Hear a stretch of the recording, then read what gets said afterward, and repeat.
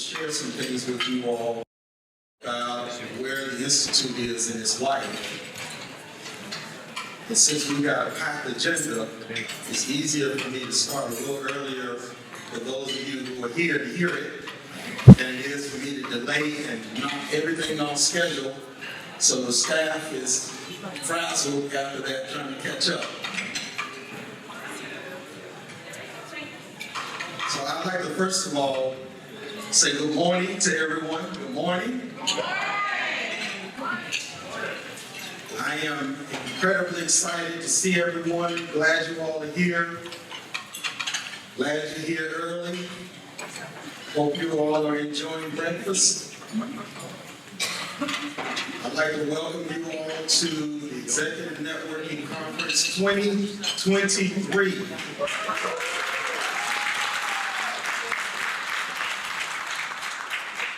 Here we are again, back in Pinehurst. For many of you, I don't know if you all realize this or not, but the Institute has been holding the Executive Networking Conference since around 1984. 1984. I asked the team yesterday, how many of y'all were alive in 1984?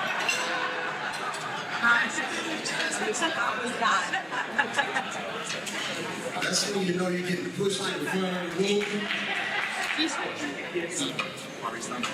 There was a time, you know, when I was a young guy in the room. That time has changed. But the good thing is we're still alive and well. And we're all here to stay on this journey and continue to make an impact in the community. And so let me just share a few things with you all, because a lot has changed in our world in the last few years. And I go back to 2008 when we faced a housing bubble. Y'all remember that? Are y'all waiting? Now look, I have been accused many times of being a preacher. I've been a trustee, and I still know how to collect money.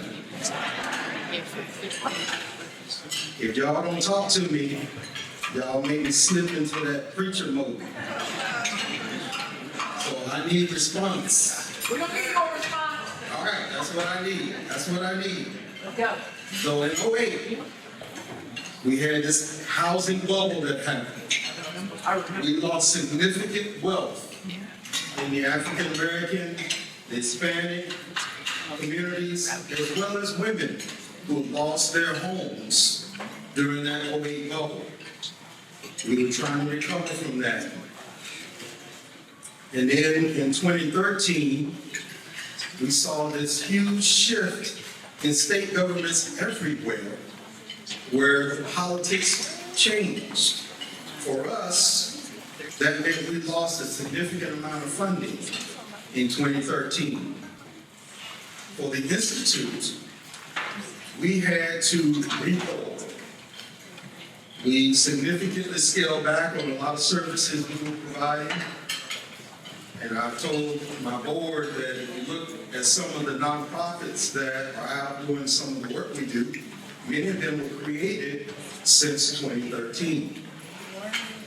So it's like all the things the Institute was doing, we knew they were good things and were important, but we stopped doing them because we couldn't afford it. And all of a sudden, all these new nonprofits popped up.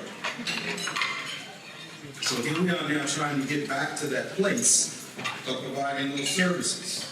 In 2014, one of our founders, Andrea Harris, was speaking in Greensboro about the widening wealth gap.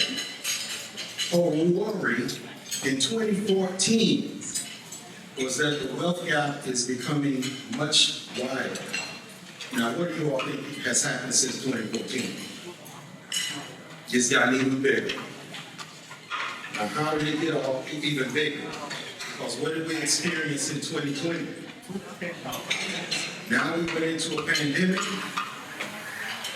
We saw 41% of African American owned businesses go away. Another 38% of Hispanic businesses went away. They went into a storm undercapitalized and unprepared to weather that storm. And so all of this wealth is being sucked out of minority communities as well as women communities. Y'all, this is concerning. As we start to rebound, we face another crisis. Now, why am I telling you all this? I'm telling you this because the Institute needs to exist. Do y'all agree? We've been doing this work now as an institute since 1986. We've been there for each one of those crises to respond and have some type of impact. So it's important that we continue to do this work. Now, what else happened in 2020? What we saw happening in 2020 was part of why what we're here to talk about the next couple of days. 2.7% of venture capital was given to women-owned businesses or provided to women-owned businesses in 2020. 2.7% of venture capital. Now, as I travel around, what I often hear from minority and women-owned businesses is, Kevin, I don't need another class. I don't need another person telling me who I need to connect with in supply chain. I don't need another person telling me that I need to register in a database. Am I singing a song? What I need is capital. I need money. That happens two ways. I need the capital to run my business, and I need business. Do y'all hear me? And so that's what the Institute is trying to retool and rethink how we do that. We're very laser focused on how we provide those services. Meanwhile, in 2020, African American owned businesses got 2% of venture capital. So women-owned businesses, you're doing better. But 2.7% is not all that great. So we got a lot of work to do, you all. We have a lot of work to do.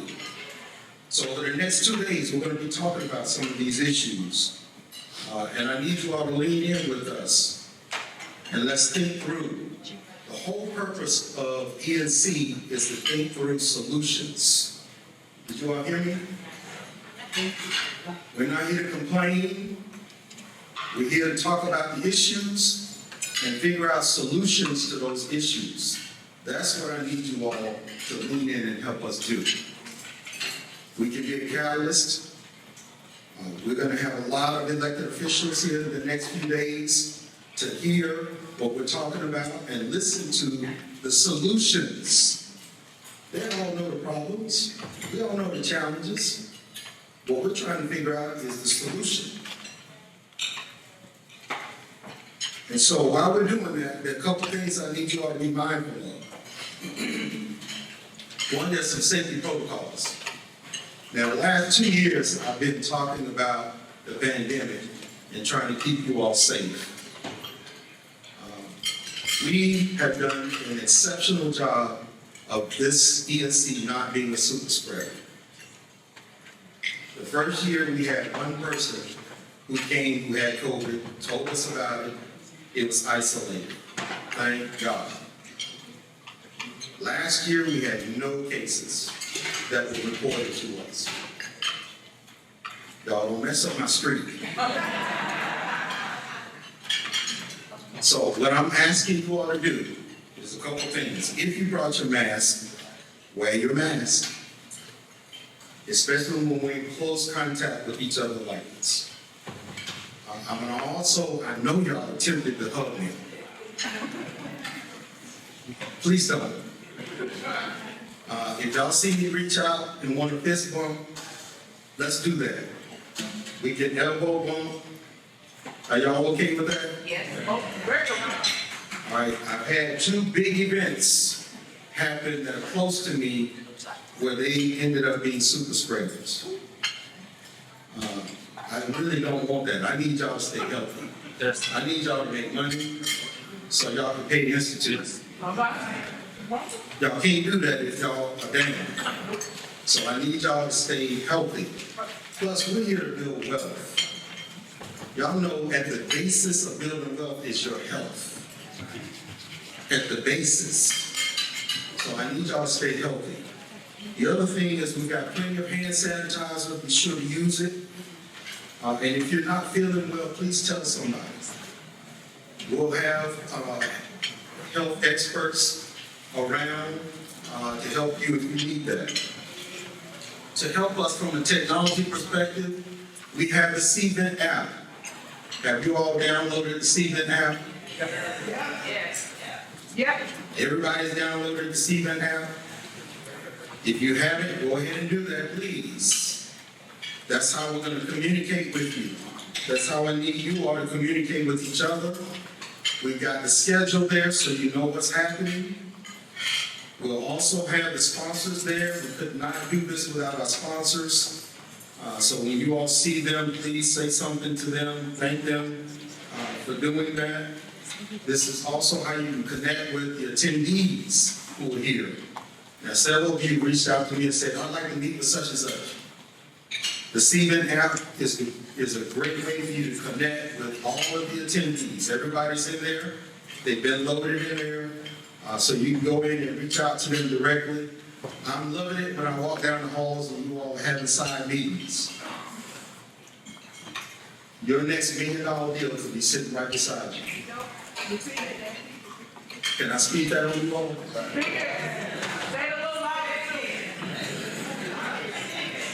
All right, y'all receive that. The only way you can receive it though is because see y'all gonna make me preach. Faith without works is what? So you gotta speak up. You gotta know the people sitting beside you. Now, if you already know and you came with the people that are sitting beside you, that's not gonna help you very much. Y'all need to mix with other people you don't know in the room. I'm telling you, there's a lot of money in here.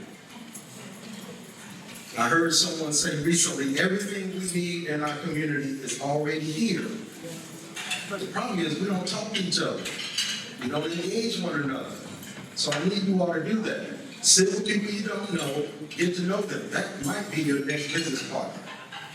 That might be your next collaborator on a deal. So don't leave ENC not having done that. I also need everyone to pull out your phone. Pull out your phone. Now, whether you use Instagram, Twitter, Facebook, what else? LinkedIn, TikTok. I think my team has them all covered. Our hashtag is ENC 2023. I need you all to say something on whatever medium you use right now. That I'm here and I'm ready to do business and engage. Say something. I don't care what you say. But just use that hashtag so we can start following each other and put something out on social media. All right. So, you all are going to see, does everybody have their program book? In the program book, you've got a list of our sponsors. I need you all to see that list of our sponsors. How many of our sponsors are in the room? Would y'all stand up a minute?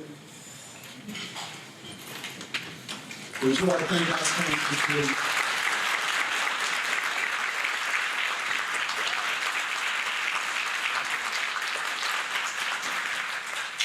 Now, a full list of them is in your booklet. I am excited that we have so many sponsors. Thank you all. This would not happen without you. So thank you all for being sponsors. Now, a couple things I need to do real quick because I got two special ladies that I'm excited to introduce. But I need to share some things with you all real quickly. And because I'm a little ahead of schedule, I got time to do it. Often when you come to conferences and things like that with organizations, this might be the only interaction you have in a room like this or in a setting like this with that nonprofit partner. And so for us, because I've spent most of my career on the corporate side, I'm often asking nonprofits, what's the return on investment? In your book is an impacts page. It's kind of near the back of the book. I want to share a few things with you all, but I want you all to look at that impact page as I'm talking through some things. First thing I want to share with you all is that the Institute completed its 2021 audit successfully. No incidents, no issues. Did y'all hear me? Did y'all hear me? We have a clean audit.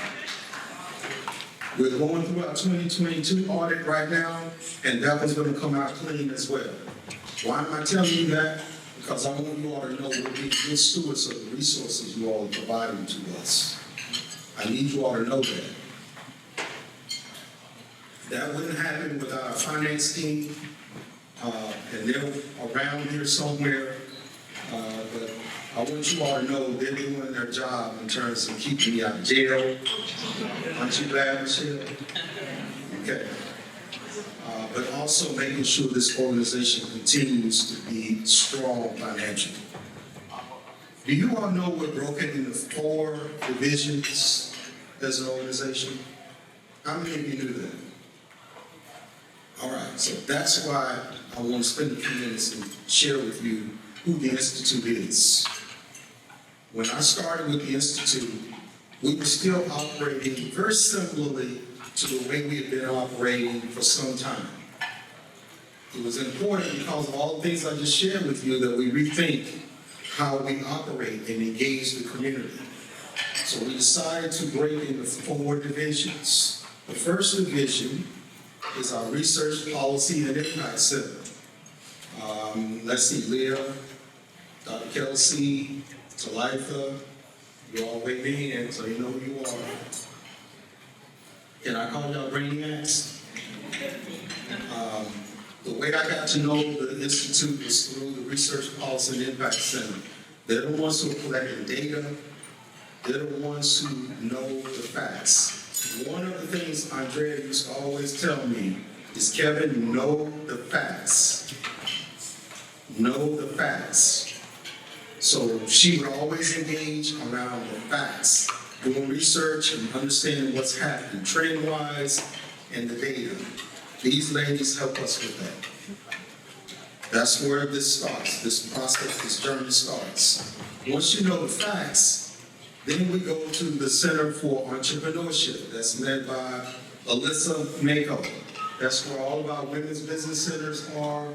That's where the Small Business Transportation Resource Center is. Are any of those team members in the room? Where they wave your hands, y'all, so you know where they are. This is our biggest team. They're the ones who are engaging minority and women-owned businesses, providing technical assistance, capacity building work. They're the ones who are doing that work. That team all just finished their mini conferences. So that's another opportunity for you all to engage with us is through those mini conferences. They're usually a day long, half a day or so, but they're more specific to that particular area or community. So I want y'all to know about that. The other important thing about that Center for Entrepreneurship is over the last year, they've supported over 5,000 minority and women-owned businesses. How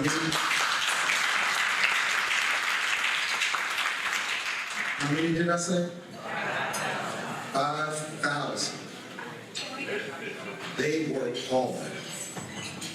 So I want you all to know that's the group that is engaging with diverse businesses on the front end. Now, what they often hear is, what we hear is, they need access to capital. And so we merged with another nonprofit back in 2020, and we created our third line of business, the Center for Community Investment. That's where our CDFI sits, Community Development Financial Institution, led by Roberta. Roberta, wave your hand. TF is in there. Those are the money folks.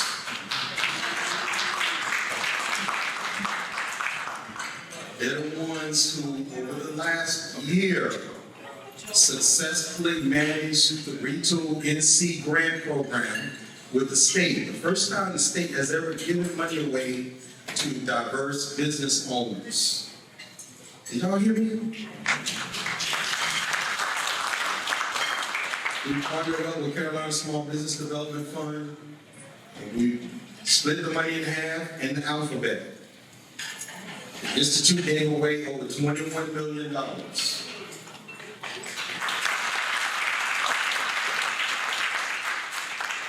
how many of y'all are Retool recipients? This is your tax money. So the fact that you're getting some of it back and keep your doors open and keep your company solvent and make sure you can keep your employees employed is important to the state.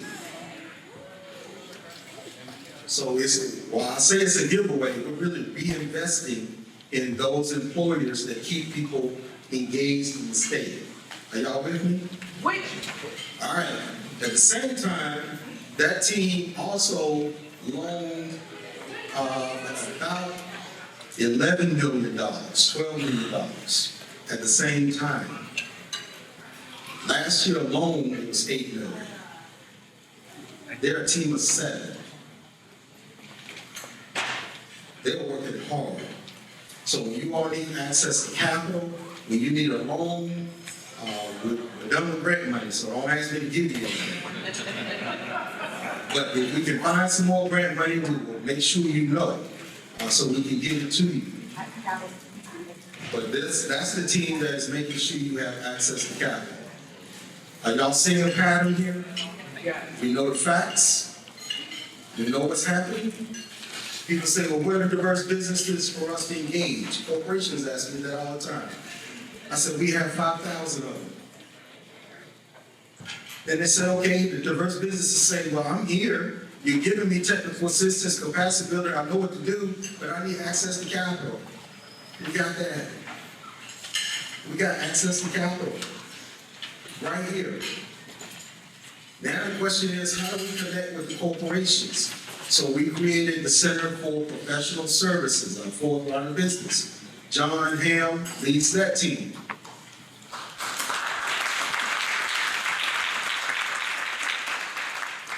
The purpose of that is for you all to have a direct connection to corporations that are looking for you.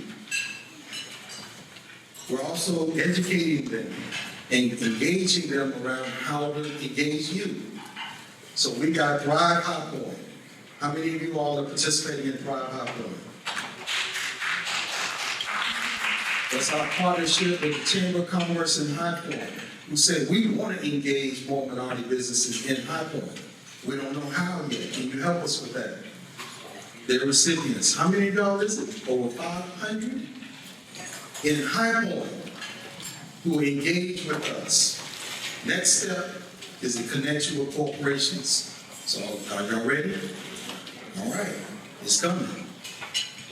And so those are the things we're doing. We're engaging cities and counties who want you in their supply chain. What better holistic model can you have? We know what the issues are. We know the diverse businesses. You all, many of you are here. We know how to get capital to you, and we can now connect you with corporations and those who want to buy your products and services. A holistic model. So we're responding to the needs. 2 more things, and I'm going to get out of the way. We're now 3 nonprofits in the house of the Institute. The Institute is the parent. Our ICAP, our CDFI, is our second nonprofit. And we just launched a third nonprofit.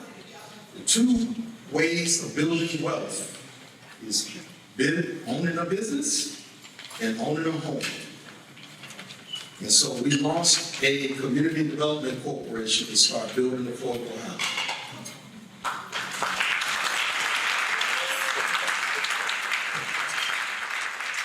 All we're doing is supporting the existing CDCs that have been out there doing this work, many by themselves since 2013.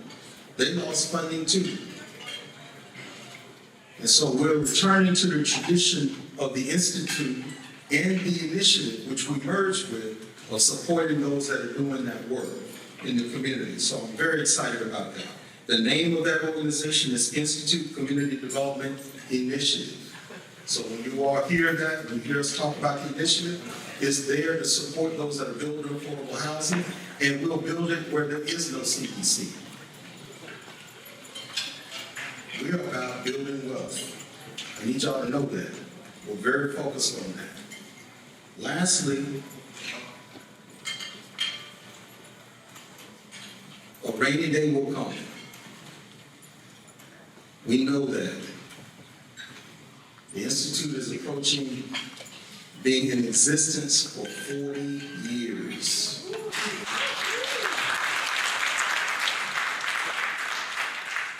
We'll celebrate that in 2 years, being in existence for 40 years. We gotta prepare. We gotta prepare. So how do we prepare for the rainy day? The way we're doing that is launching an endowment. Now, I need y'all to think about that a minute. What we give money to is what's important to us. But when I asked you all earlier, does the Institute need to exist? Everyone said what? Yes. Well, then you gotta put your money where your mouth is. What we generally give to is our church, and we give to some HBCUs. And that's it. We have got to have more strong organizations in diverse communities that can respond. They can't do that without resources. And so we're launching the Legacy Fund. My goal is to raise $1 million by the time we're all sitting here to celebrate 40 years old.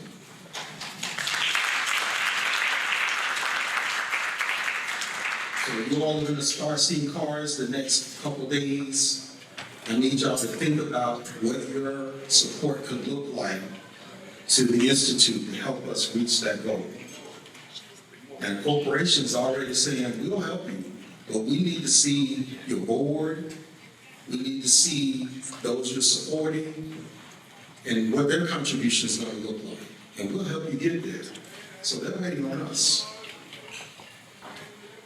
So I really need y'all to think about that. How you can help us get there and commit to it and support us so we can continue to do this work.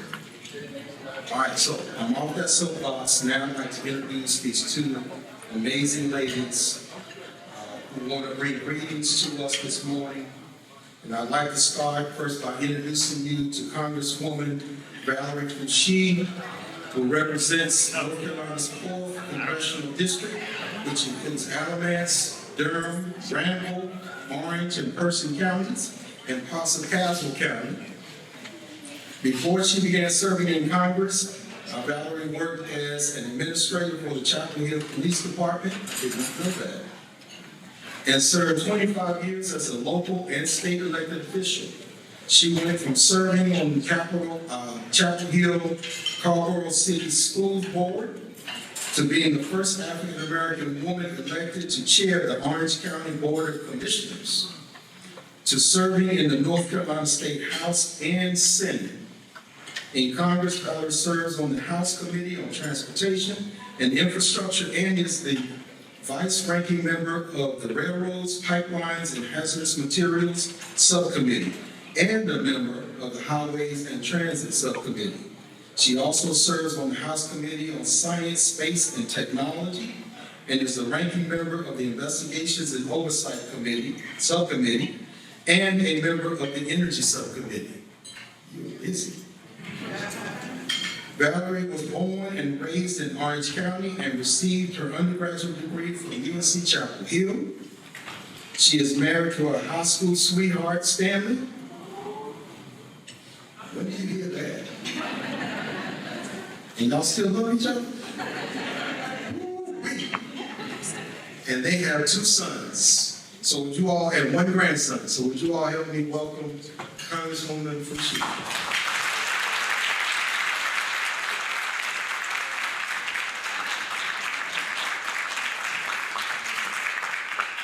Good morning. It is so wonderful to look around the room and see so many familiar faces and to have the opportunity to meet new local business leaders as we gather to discuss the critical role that small businesses play here in North Carolina.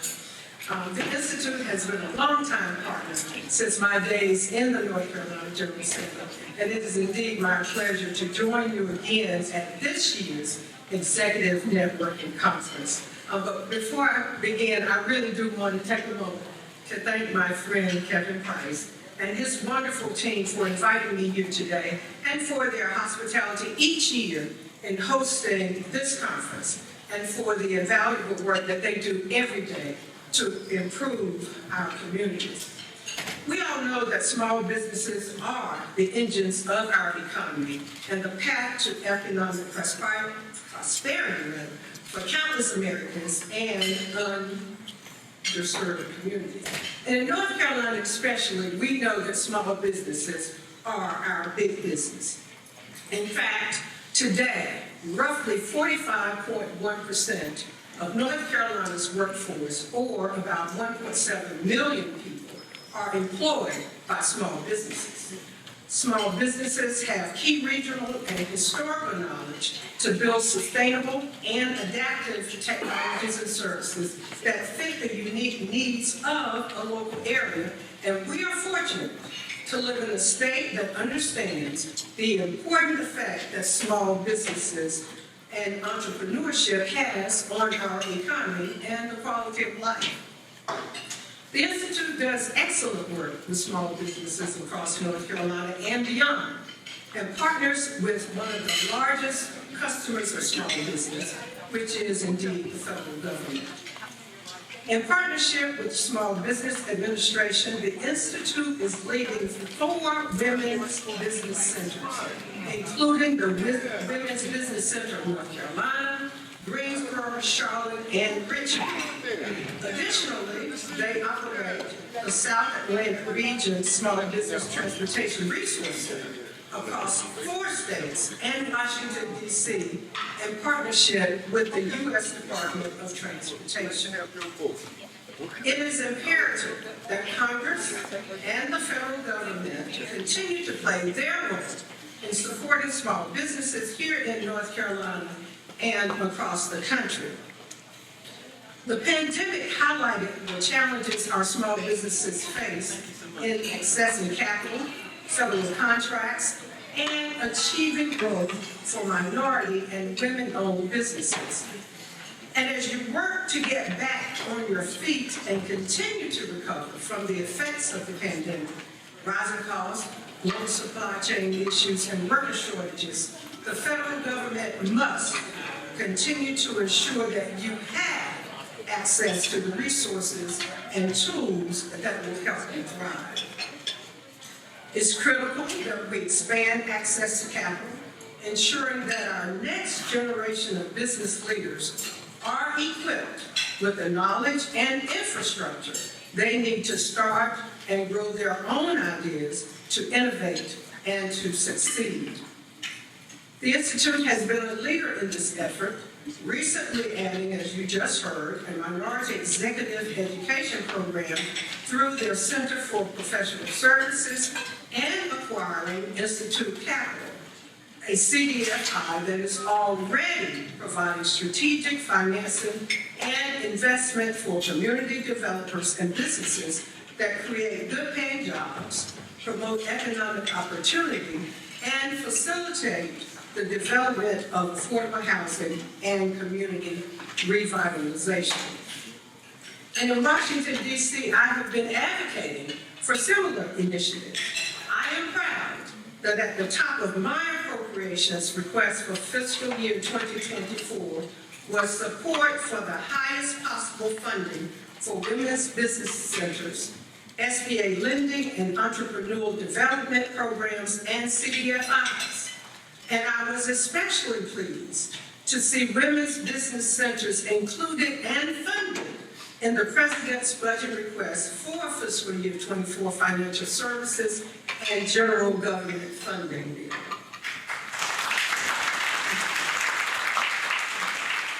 And unfortunately, House Republicans have been pushing for spending cuts, and this bill also slashes funding for CDFIs by $45 million. It cuts Small Business Administration by $72 million and reduces funding for its entrepreneurial development programs by nearly $21 million. And furthermore, the Commerce, Justice, and Science Bill threatens to drastically decrease funding by 21% for the Minority Business Development Agency, or the MBDA, which serves as the only federal agency solely dedicated to the growth and global competitiveness of minority businesses enterprises. It is regrettable that while our country is seeing a historic number of women, more than we've ever seen, filing to start their own businesses, that House Republicans are moving to reduce critical funding opportunities and resources for our small businesses. But I will continue to stand up and push for equitable policies that support our small businesses, including efforts like easing access to credit, making health care more accessible and affordable, expanding federal procurement opportunities for underserved entrepreneurs and socially disadvantaged businesses, and ensuring historically marginalized communities are empowered to participate in our economy. I commend the Institute's continued leadership in investing in our current and future generations of small business owners. And it is my hope and goal that our combined efforts can pave pathways for business owners like never before. Thank you again for this opportunity to speak with you all today, and I look forward over these next few days together, and I wish all of you much success. Thank you.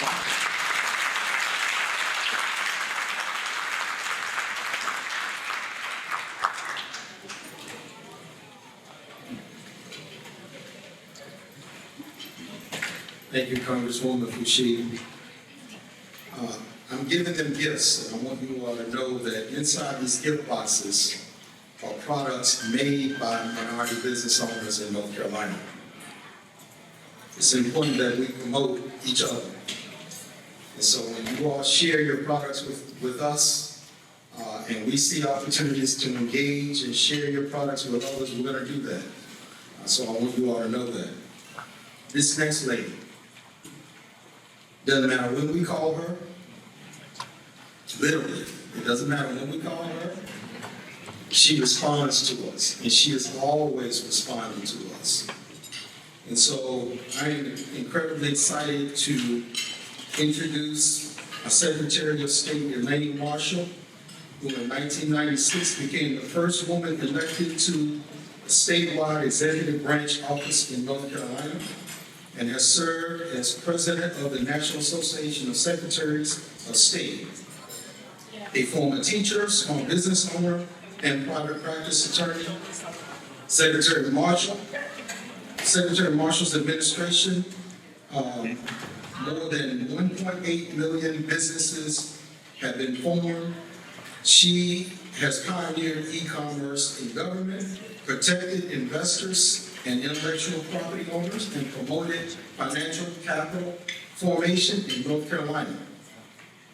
She has received numerous state and national awards, including the North Carolina Order of Longleaf Pine Award, presented by Governor Cooper in 2022, the 22 Champion of Children Children Award for the North Carolina Foundation for Public School Children, the 2020 North Carolina Bar Association's Chief Justice, Beverly Lake Public Service Award, the 2020 John A. Pete Everhart Ray of Light Award from Boundless Impact for her decades of work advancing North Carolina's global competitiveness. Leadership North Carolina's 2016 Award for Public Service, and the list goes on and on and on and on. And so I am incredibly excited to say that she's received an honorary doctorate degree from Campbell University, which I see you bring in your tablet, Leeds McRae College, Meriden College, and Republic of Moldova State University of Medicine. So would you all help me welcome Secretary of State Elaine Moore.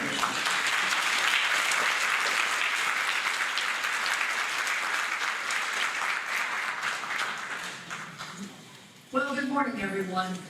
It's absolutely delightful to be here with you. You learned about all those honorary doctorate degrees, including one from Medical University. I do dispense medical advice. That's take an aspirin and call it a doctor. Come on. I am honored to be here. Kevin gave me credit for always responding. I learned that from Linda Hughes. When Linda calls, you just might as well find out what time, where, what you're going to do. So, Linda, thank you all for training me. I do appreciate the invitation to be here this morning with you, and want to credit your outstanding leadership for all of the advancements that you've made, all of the critical research that you've done, your clean audit report, and your different divisions, which are focusing on entirely different aspects, but they all fit together. I also want to thank the Institute and all of you who have reached out to me the past 2 weeks to share messages of support and love following the unexpected passing of my husband 2 weeks ago. The Institute sent a lovely flower arrangement to a Tommy celebration of life, and I cannot tell you how much your messages have meant to me during this very difficult time. But I'm honored to join you to help you kick off this incredible event. It is so important to bring together minority and women-owned businesses along with investors, lenders, leaders, and other stakeholders working toward a sustainable, diverse economy in North Carolina. I don't think about this meeting without thinking about Andrea Harris, your founder, and how proud she would be of this great event.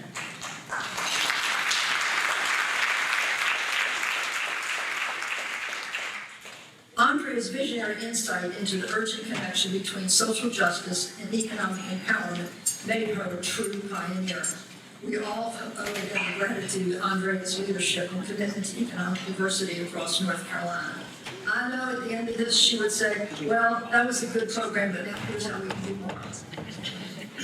The Executive Networking Conference is truly the region's premier professional development and business networking event.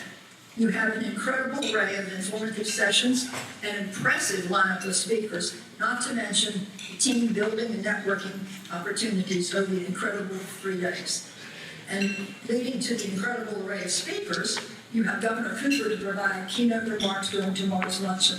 I am very sorry I will not be here to hear Ambassador Elsie Khanna's from Tanzania's remarks.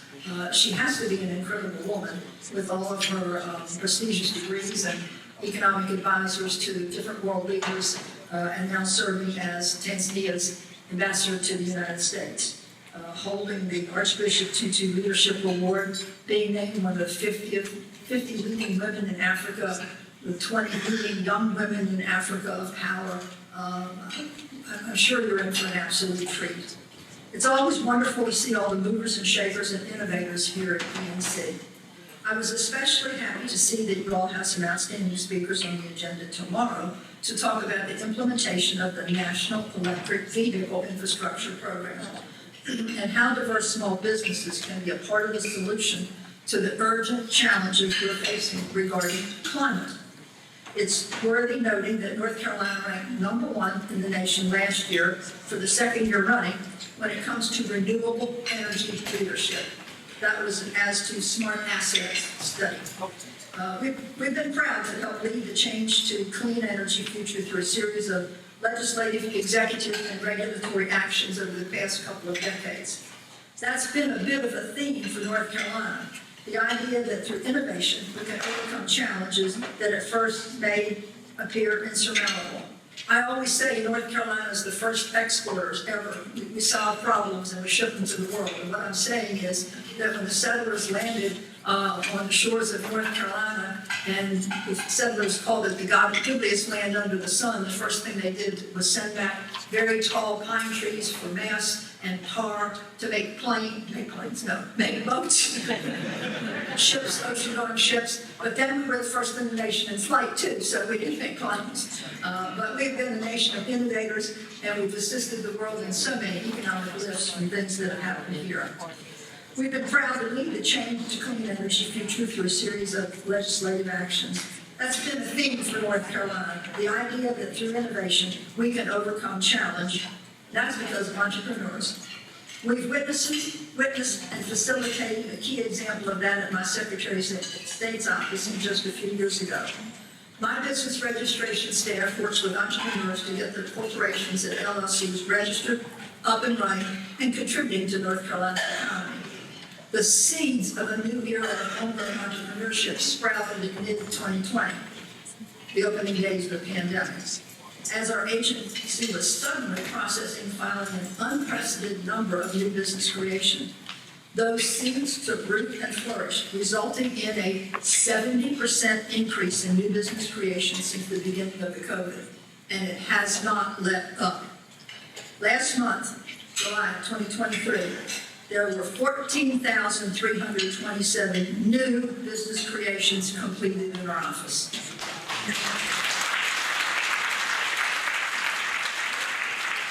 And we're the very first ones to hear this news. That was the highest July ever in the record of the state.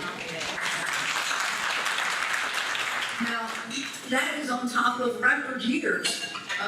The first record year of 2020, we did 127,000 and change of new business entities. 2021, it popped up to 178,300. That's about a 50,000% increase in 1 year. 2022 was down only about 7,000 from that high mark, and we did about 171,000 that year. Folks, right now, today, every business day in Raleigh, we are creating between 650 and 700 new business entities.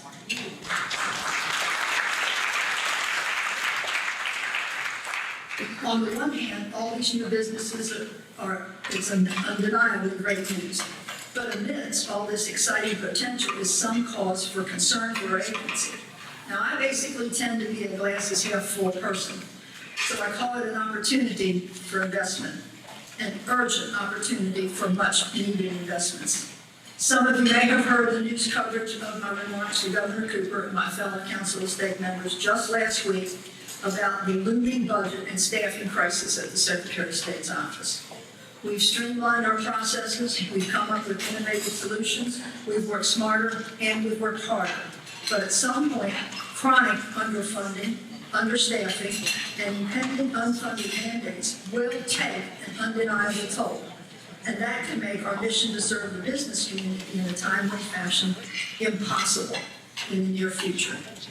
We continue to communicate with the General Assembly leadership about the need for additional staff positions to keep up with the beneficial but torrid business filing pace.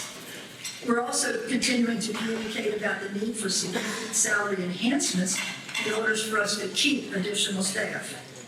Across state government, our staff is our most important resource, and we're seeing the cost of not investing in efforts to recruit or retain staff play out in real time as agencies contend with very high vacancy rates.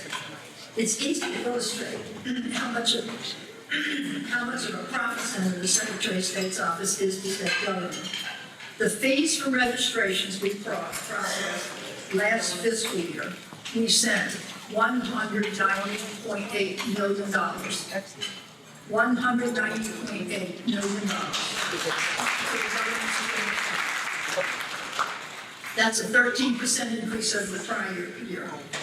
Contrast that with our department's entire budget, just under $18 million. We're trying to explain it to the legislature this way.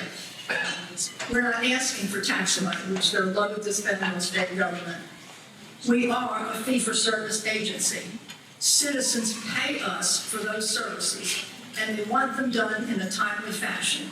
Delay on our part is interruption to them, loss of innovation, loss of profits, and every other aspect that you can think of when they can't get going or they can't get from the database current information to make quality buy, sell, lend, invest, borrow decisions, which is what our database is used for every day. So we're asking, please, to the General Assembly to allot us a little bit of that money that we have earned for staff, for resources. We've been identified as the #1 state for business. Part of that is efficiency at our level. That's in jeopardy, I'm sorry to say. I have faith that we can find solutions to these problems because no one wants to slow down business for our entrepreneurs and across North Carolina. I wish more ears were listening at the General Assembly. I have avoided making harsh accusational statements about their motives or whatever it might be. I think it's basically a lack of not understanding. I have not turned every advocacy group loose on them because that just makes them angry. But we've tried to communicate with them professionally, courteously, to let them know what the economic situation is. But that solution starts at the General Assembly. They control the funding for our budget and our staffing and invest less than 10% of the business fees that businesses paying us back into the agency for doing that work. A great example, I want to end on a higher note. A great example of our agency's work to help small business across the state is our new Rural Rise NC initiative. The RISE part of that, RISE, stands for Resources for Innovators, Startups, and Entrepreneurs. The initiative is designed to help inform businesses of the county-specific low and no-cost resources that are available locally. We did a survey of new entrepreneurs, over 4,000 of them responded, so we know it's got high validity. But folks just didn't know where to go. They didn't know of you all. Now, the ecosystems around the urban areas are much stronger. There's networks, people can talk, but you get to Hyde County, you get to Swain County, you get to various counties out in the more rural areas across North Carolina, and they feel like they're left behind. They don't feel like the resources are close enough to them. So what we are doing is a bulletin when folks create a new business to inform them of these county-specific resources with a name of a person who's responsible for that activity, their desk telephone number, their desk email, so that they don't have to get so frustrated in the beginning just finding the right person to talk to. So the goal is to help keep small businesses that are the backbone of our economy open, thriving, creating jobs, and growing their local economies for many years to come. The rural-urban divide and the shrinkage of economic activity and shrinkage of leadership in our rural areas is and should be a deep concern for North Carolina. We have a searchable database on our site at sosnc.gov, sosnc.gov, that can help direct folks to local resources, including lenders, mentors, and business counselors. North Carolina's entrepreneurs are innovators and strivers by nature.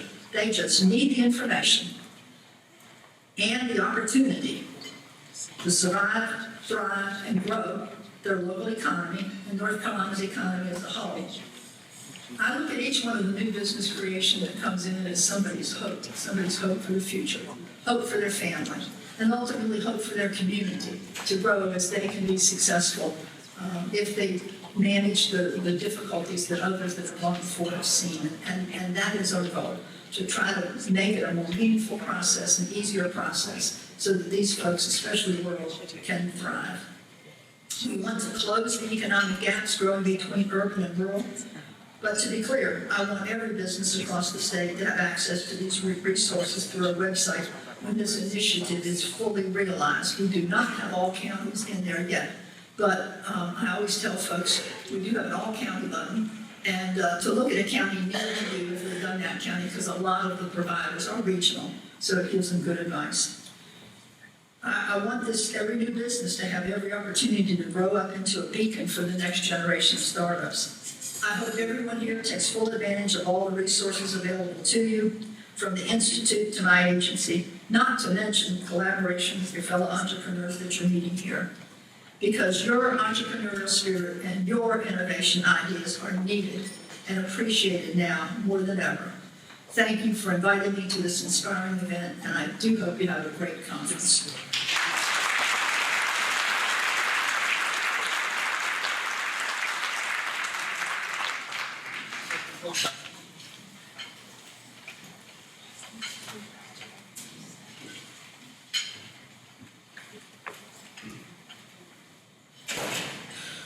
Thank you, Secretary Marshall. I hope you all heard the dedication of her being here. I can't promise you all that if my spouse leaves before me, that 2 weeks after that, I'm going to be here with y'all.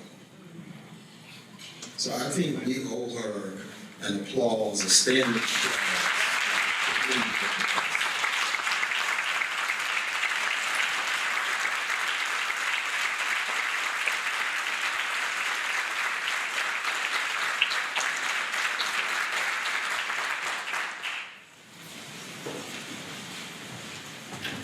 So Leah is patiently waiting because I'm a little over, but I'm actually on time. It is tradition for us to always start the first session of ENC by level setting.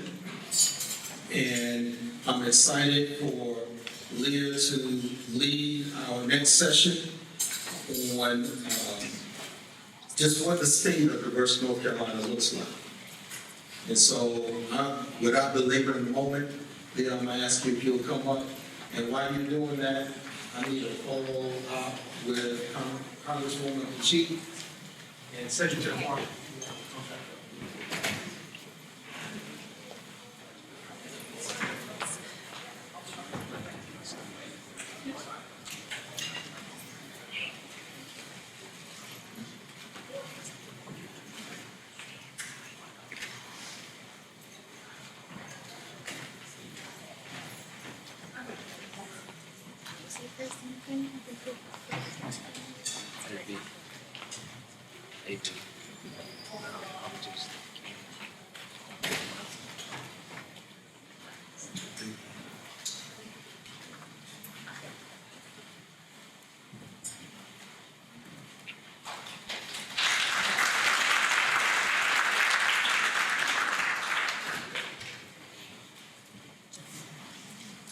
Good morning. It's so wonderful to see all of you out here this morning. I'm not known to be a high energy person, but you all are giving me life. And so I'm really excited about that. My name is Leah Henry. I am the Director of Housing Equity Initiatives and the Interim Vice President of the Research Policy Impact Center at the Institute. So I'm really, really excited and humbled to follow Congresswoman Foushee and Secretary Marshall, two people who I've admired from afar for years. I have nothing but respect for people who put themselves forward to the public and serve the public in the way that they have all these years. And so thank you very much for all that you do. So I have the job of level setting, as Kevin said, and giving us some data points. So first let me say I have a clicker here, but remember in elementary school when you were, when we had pageants or musicals, and there were some kids who couldn't actually clap, move, and sing at the same time? And so they had to be in the back, right? Because it wasn't that something was wrong with them, they just weren't gifted in that way. So I'm going to figure this out. So,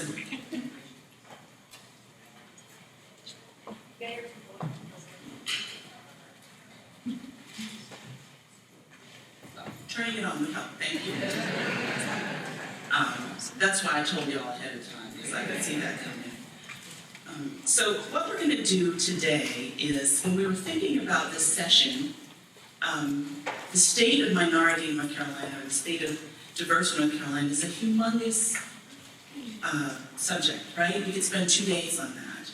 And so, given the delightful speakers that we have, and the work that they are doing, and the work that we are doing together, we decided to look at some selected topics where we would give you some data points, and then have a really good conversation about how our organizations and our work are addressing these issues.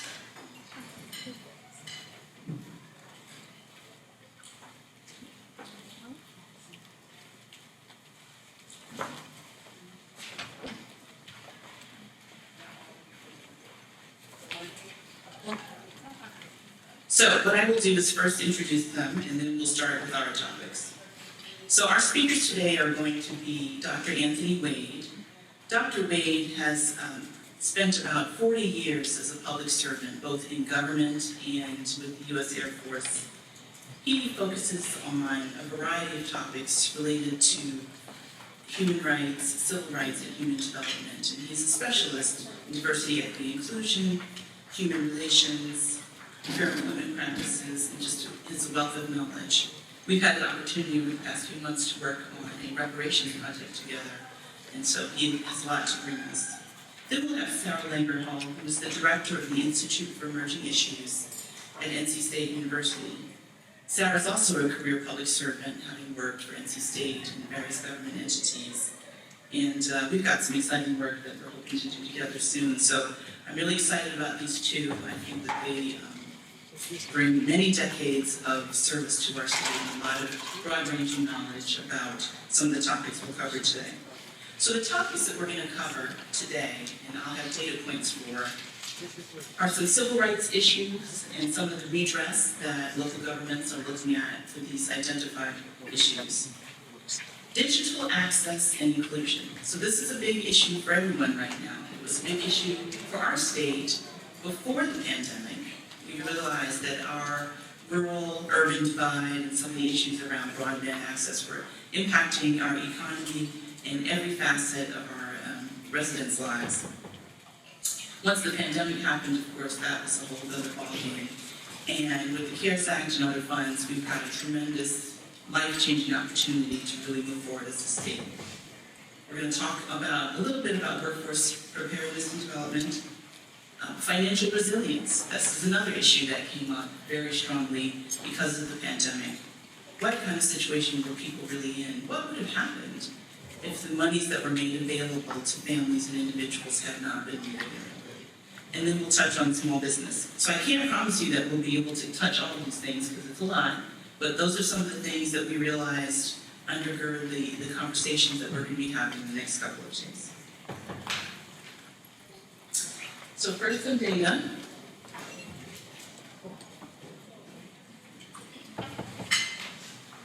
Population.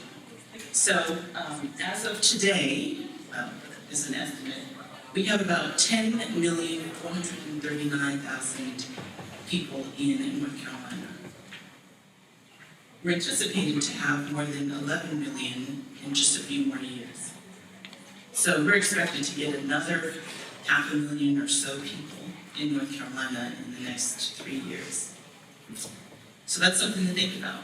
It's something to think about because of our housing issues, infrastructure, healthcare, education. It's wonderful to grow. We're one of the fastest growing states in the country, but that's another 500,000 people in 3 years. Here's some data on the minority population growth according to the 2020 census. And you'll see that some unexpected groups had the highest percentage population growth over 10 years, but they're not the largest numbers. So some other race was the winner in that. Asian and multiracial were becoming just a much more diverse and exciting state. But for sheer numbers, our Hispanic population grew the most in that decade.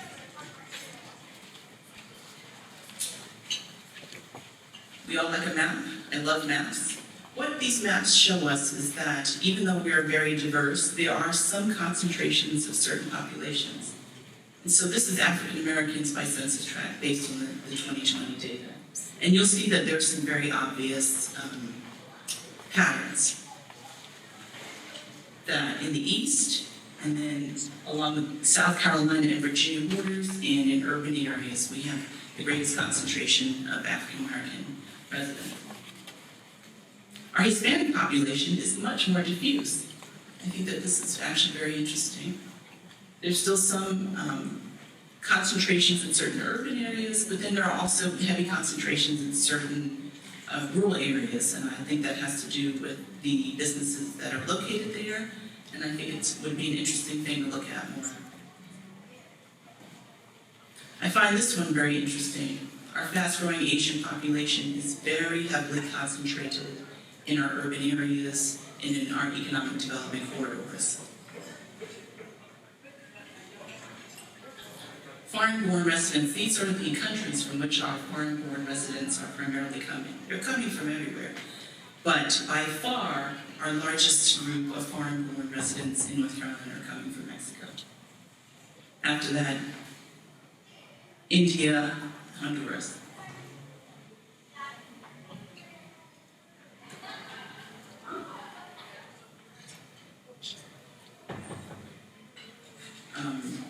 The other thing I wanted to talk about a little bit is about income.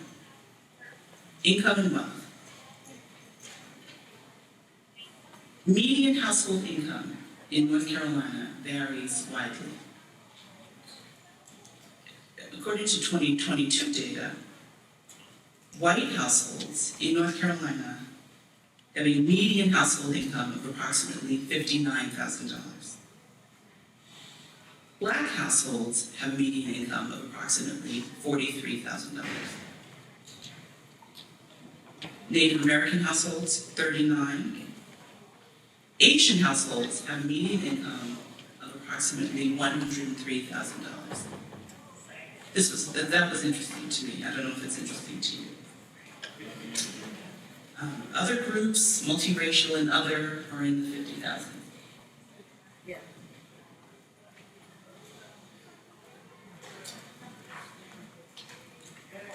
But then we look at median household net worth. So income is one thing, right? We can think about what people are doing with their income. But when we think about prospects in life, home purchase, business development, sending children to college, all those other things, we got to look at the net worth as well. So median household net worth for white families in North Carolina, $227,000. Black households, $10,730. So if anyone tells you that generational wealth is not a thing, it's a thing. Asian households, 227. Multiracial, 1,100. I think that's an interesting data point. I'd like to look more at that. Hispanic, Latinx households, approximately 13,250. I should mention that this data comes from a wonderful source, Prosperity Now, formerly CFED, which is a think tank that really focuses on prosperity, economic prosperity. And they have a scorecard that anyone can access and pull data from by state that looks at all manner of different data points for households in North Carolina by race and by gender. So I want to give them a shout out because they have done a magnificent job of aggregating data and then making it available to all the rest of us so that we can go to Prosperity Now and pull down what we need to make our case for the thing that we're working on.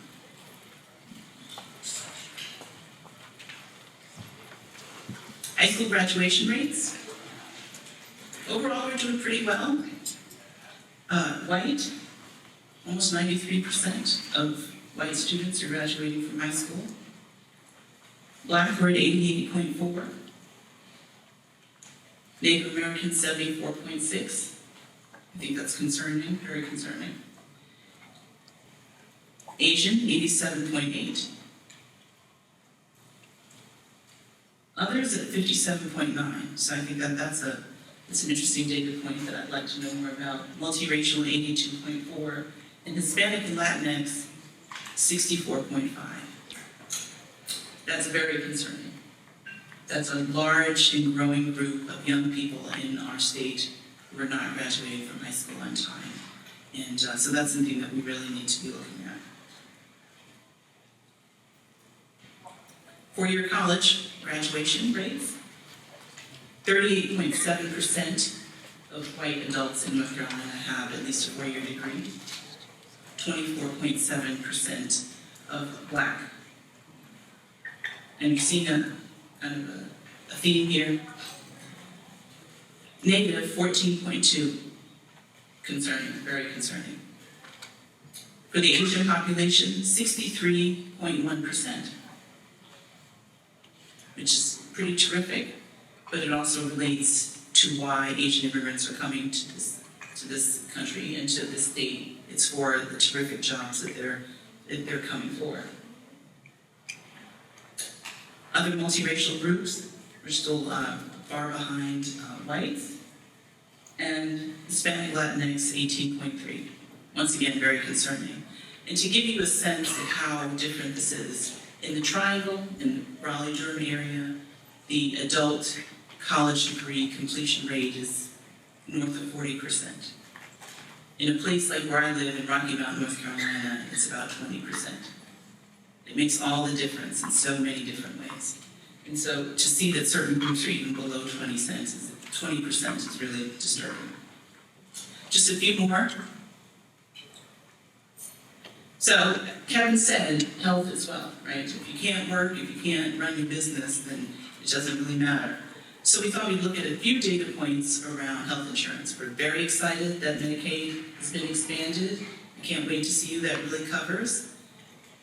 So employer-provided health insurance is the way that most people who do not get Medicaid or Medicare have health insurance. So we thought we'd look at what does that look like right now.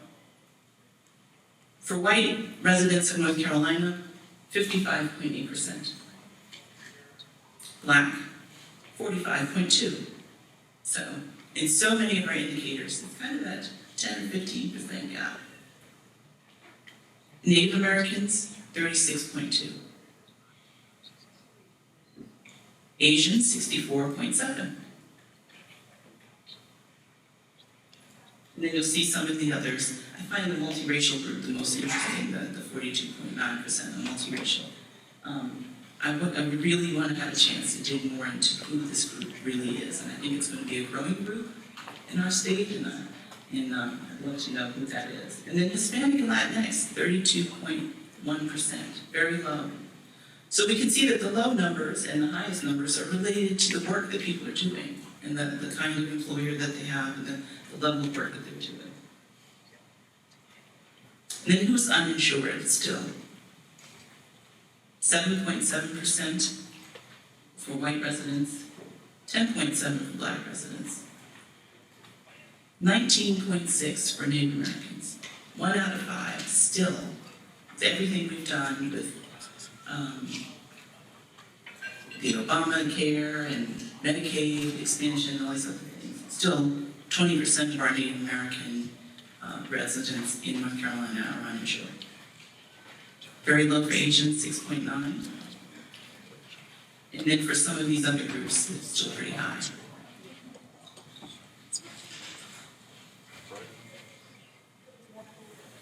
As I mentioned, we're going to talk about digital access. So digital access means that a person, a household, or an individual has actual access to reliable, affordable, high-speed internet service. I told you all that I live in Rocky Mount, so I'm still not one of those people. And so I think that this is a really important piece because this affects our ability to get education, to do remote work, to get remote health care, to be competitive as a community for economic development purposes. It undergirds everything that we're doing in the 21st century economically. So broadband adoption, and this information comes from the State Information Technology Department. which means that the household has an actual subscription, so they're paying for it. Not that it's running in the street, but that they actually are receiving this service in their home. 64% for Black households, 57% for Native American. Asians, 3%, must mean that that's the, and I do apologize for that, Asian must be 3% that does not have broadband access. Mixed race is 5%. Hispanic or Latino, 68%. And then white households, 78% have broadband access.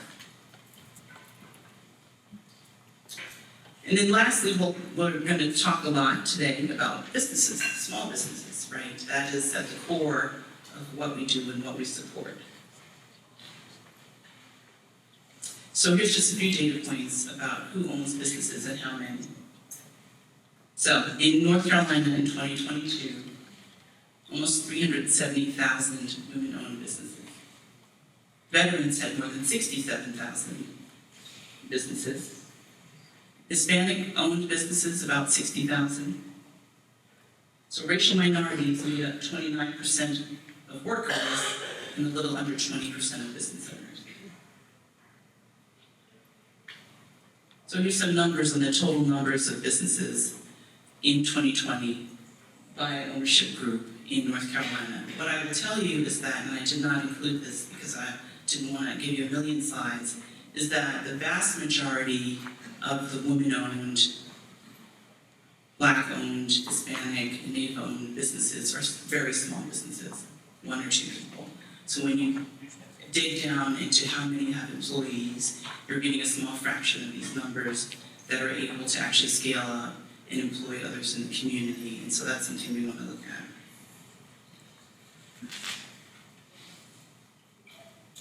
So to stay up to date on what the Research Policy Impact Center is doing and what we're producing, we do produce briefs, policy briefs, newsletters, and other information pieces on a regular basis, in addition to doing research work for clients, public and private clients across the state and outside the state. These are some of the ways that you can find our work and connect with us. What I'm going to do next is ask Dr. Wade to come up and talk a little bit about the work that he's doing and how it connects to these issues. After Dr. Wade finishes, Sarah Hall will come up and talk about, in a much more exciting, proactive, solution-oriented way, about how the Institute for Emerging Issues and we collectively are going to attack some of the issues that were highlighted with the data today. Thank you.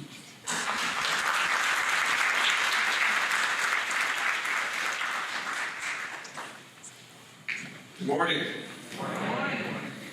You all early. Good deal. We've been sitting here for a little while, so I have the privilege of being the son of a Black North Carolina resident, Mrs. Mamie McNeil Wade. When she passed away at the age of 100 years, 11 months. Yeah, Wilmington, North Carolina, baby. Out of that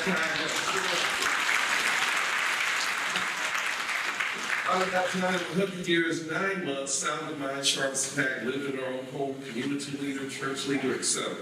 And so she imparted much wisdom that I tried to retain. And one piece of wisdom had to do with the fact that as a church leader, she instilled in all her children the importance of never forgetting the 3 S's. And what are the 3 S's? The first one is, son, stand to be seen. She says, speak to be heard.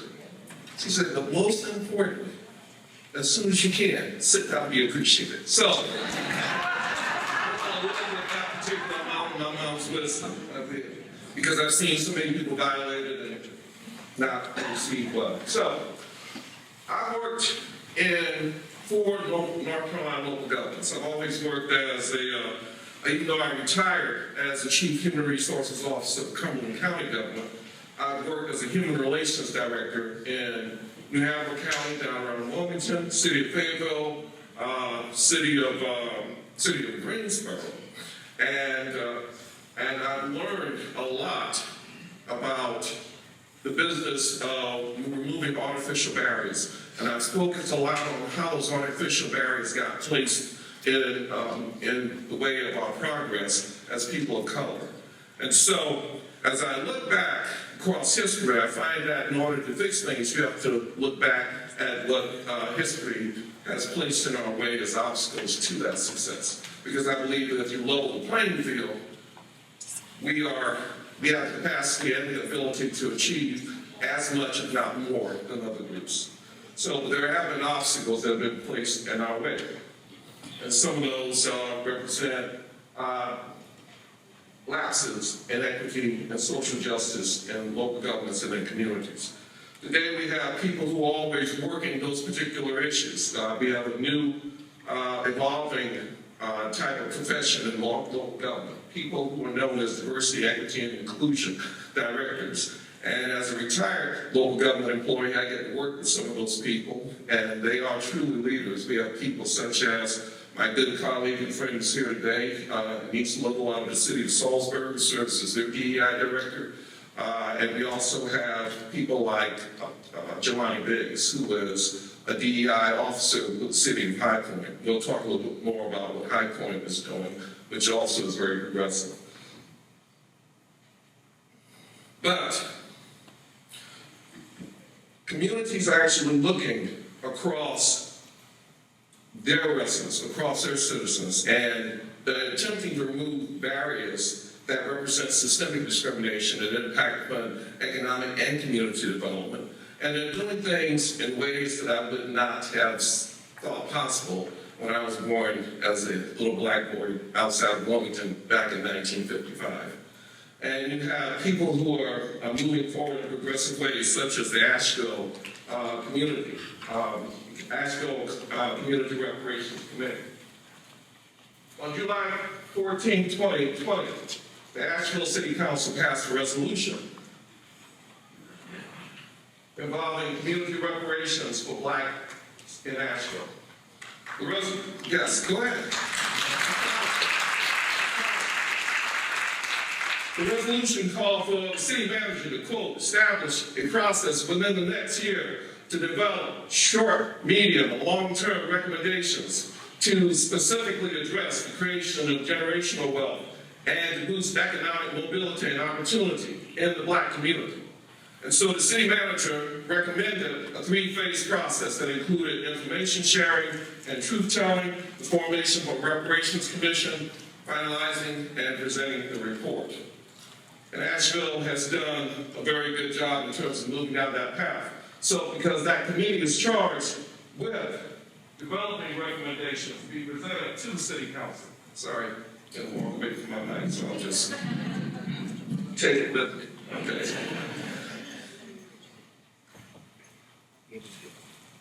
Back up here. Okay.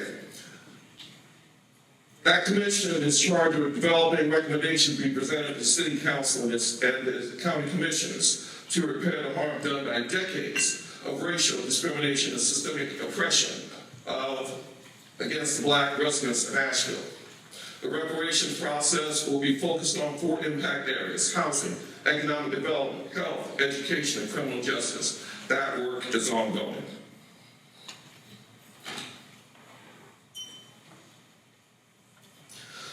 When I was the Human Relations Director in Fayetteville, one of the issues that had plagued Fayetteville for decades was the historic market house.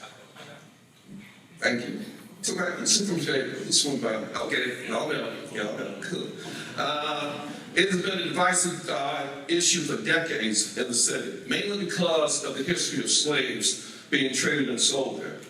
And the repurposing group was created in late January 2021. City Manager Doug Hewitt called me up one day and said, Dr. Wade, we need to do something. We need to get moving on this now because this is a blight on our community. The sooner we deal with this, the sooner we can move forward to create those opportunities for people of color, whether it be in economic or community development, to try to ensure that equity and fair treatment in our community is second to none. So, my Human Relations Commission was the sponsor of that particular group, and We looked at the private, public, nonprofit, business, and higher education sectors, as well as the Department of Justice as collaborators in support of that process. And in April 2021, by a vote of 9-1, the city decided to repurpose the Market House instead of moving it from the center of the city. Why? Because we knew that if strategically repurposed, the Market House has the ability to make a significant contribution to local and regional African American history, to impact positive community, race, and human relations, and to benefit municipal tourism and the regional economy. That work is ongoing too. But it takes a collaboration between local government and the public, private, nonprofit, for-profit, higher education sectors. In Fayetteville, because we have the largest military base by population on the planet, Fort Liberty, formerly Fort Bragg, they also were part of that discussion too, because we wanted all of our citizens, all of our residents to be part of the solution to change. And that change normally, the wisdom doesn't always come top down. If anything, wisdom normally flows bottom up, and we just have to keep up with those individuals who are trying to show us the way. This particular piece that I'm currently involved with as a member of WPR Consulting, LLC, along with my consulting partner, Willie Ratchford, is the One High Point Commission on Reparations for Slavery. The genesis of the commission's creation was fostered through the advocacy of the High Point NAACP, which presented a resolution to create a reparations commission to the City Council in 2021. The Prosperity and Livability Committee of the City Council unanimously recommended the creation of the commission in 2021, and the City Council approved the creation of the commission in February of 2022. The commission's focus is to study how chattel slavery, Jim Crow, and systemic legal and de facto race-based discrimination against African Americans has limited opportunity and prosperity for African Americans and the African American population in the city of High Point. And additionally, the commission, a group of 13 appointed commissioners and community members, is charged with developing a set of policy recommendations that would address identify disparities and continued harms being perpetrated upon High Point's African American population. We have an incredible report that has been formalized by our incredible project manager, who just left the stage, Leah Henry. And you all need to take a look at that. But before you do, we need to give Leah Henry a round of applause.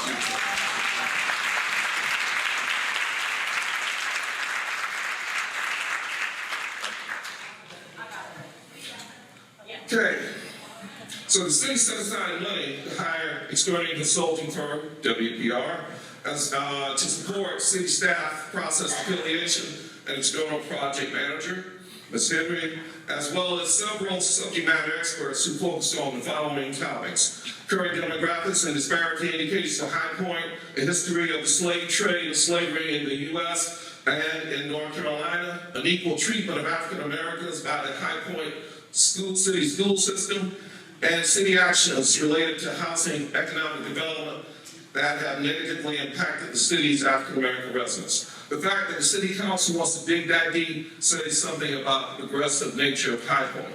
And it's awesome to be a part, and it's humbling to be a part of this type of movement. For 16 months, the commission has held regular monthly public meetings, a retreat in October of 2022, and a joint meeting with the NAACP in March of this year. The process will culminate in a presentation of policy recommendations, the submission of the final report by Ms. Henry, and a public meeting, which is passed on in July of this year. An interactive public information session will be held this month, and the commission's report and collective public input will be presented to the City Council in September 2023. So keep your eye on High Point. They're doing some great things. And as always, thank you.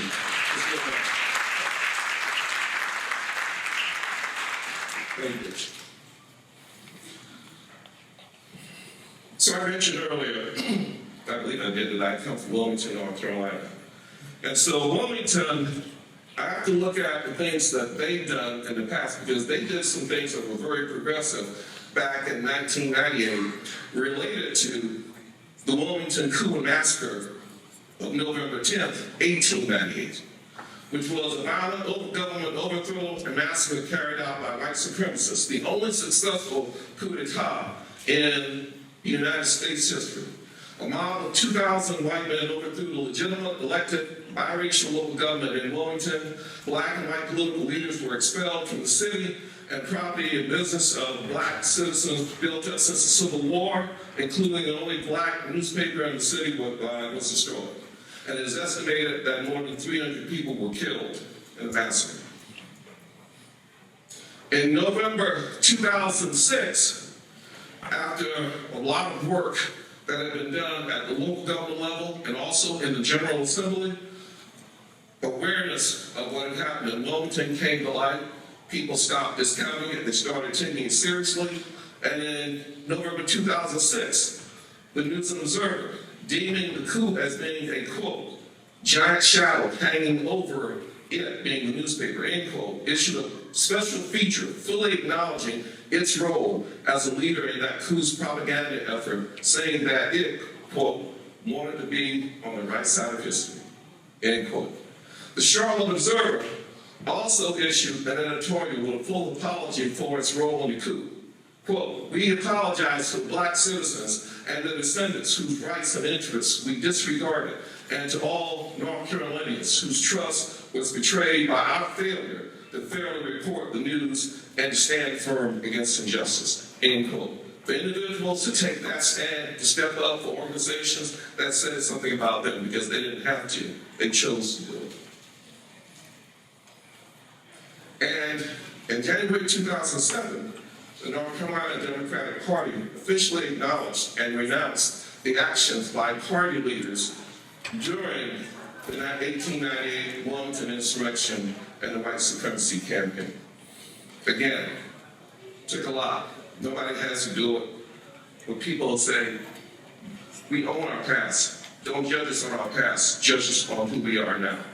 And we stand up and we issue that type of public statement in support of equity and treatment.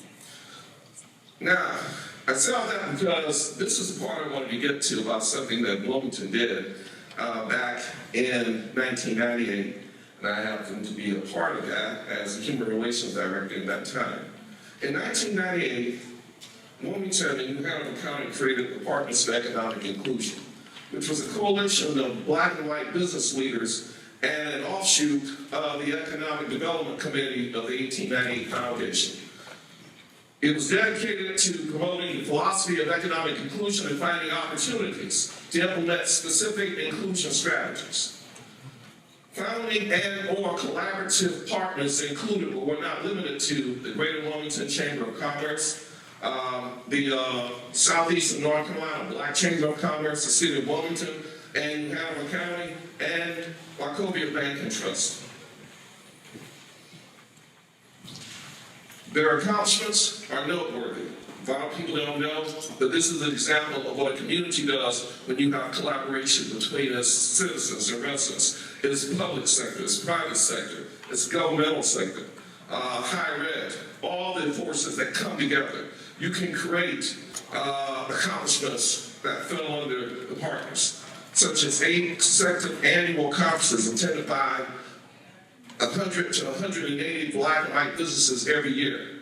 In 2003, Wachovia took the unprecedented step in North Carolina, setting aside over $10 million in loan capital, focused and specifically earmarked for black businesses and organizations. They formulated Contractors Exchange, which was a coalition of black and white contractors who meet to exchange business info and opportunities that provide seminars aimed at building knowledge and business skills. They partnered with the county to raise minority participation in the multi-million-dollar jail project at that time, and they raised it to 20% plus. They conducted numerous business education seminars as well as, quote, the Contractors College, end quote, in that business skill building, networking, bid package and business plan development.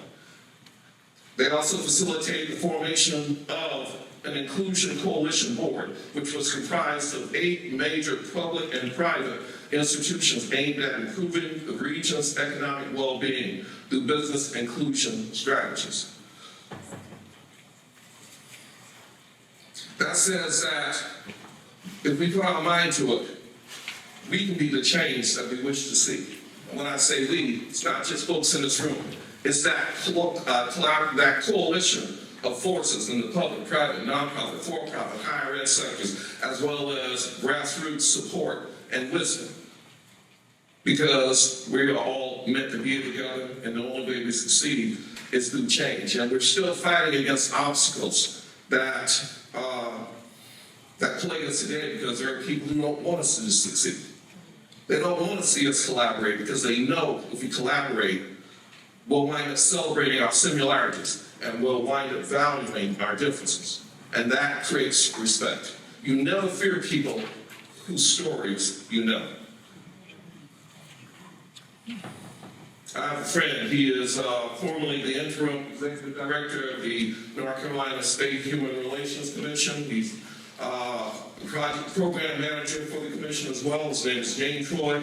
Jane shared these statistics with me within the last couple of weeks. He said, Anthony, you just let folks know we're still fighting with folks who don't want this type of energy that comes with your conference to succeed. We've still got folks who want to separate us through hate crime or hate bias incidents, to include ethnic intimidation, assaults and fights, derogatory public statements, hate symbols other than cross-burning, leaving, or literature other than that of march and a client or a rally, and march, rally, and demonstration solicitations. When you add up all these things, being arrested or detained, threats, disruption, harassment, vandalism, destruction of property, related charges. In 2021, we had over 195 incidents that were related to hate crime or hate bias incidents. You would think that would increase. Somebody's thinking, yeah, it increased. The same issues, derogatory public statements and expressions, hate symbols other than cross-burnings, leafletting or literature, detained or being arrested, threats or harassment, vandalism, destruction of property. You see that figure? That's the difference between what the State Commission recorded in 21 versus 22. I go back, and once again, I stayed up here much too long. Forgive me, Mom. But I have so much hope because I get to work with local governments across the state as well as throughout the country. I get to see people of good conscience across race, across ethnicity, across gender, across national origin, across disability. I get to work with all these people. And one of the things that comes to mind is down up here is a statement from Ernest Hemingway that I actually have on my signature block for my emails. And it goes like this. It says, true nobility is not about being superior to your fellow man or woman. True nobility is being superior to your former self. And as such, Mahatma Gandhi shows us the way. If we could change ourselves, then the tendencies in the world would also change. And so I start off with where I end with where I started off. All of us working together in this room, as well as our partners throughout the state. If we work together on the same sheet of music, to quote my colleague Willie Radford, on the same sheet of music, in the same page, on the same book, we can be the change we wish to see in the world.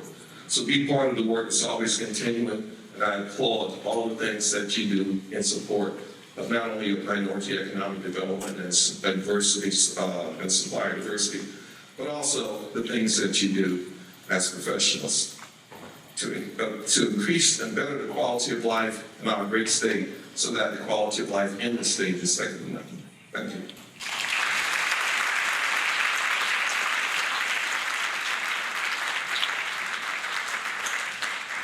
trying to walk off with the mic.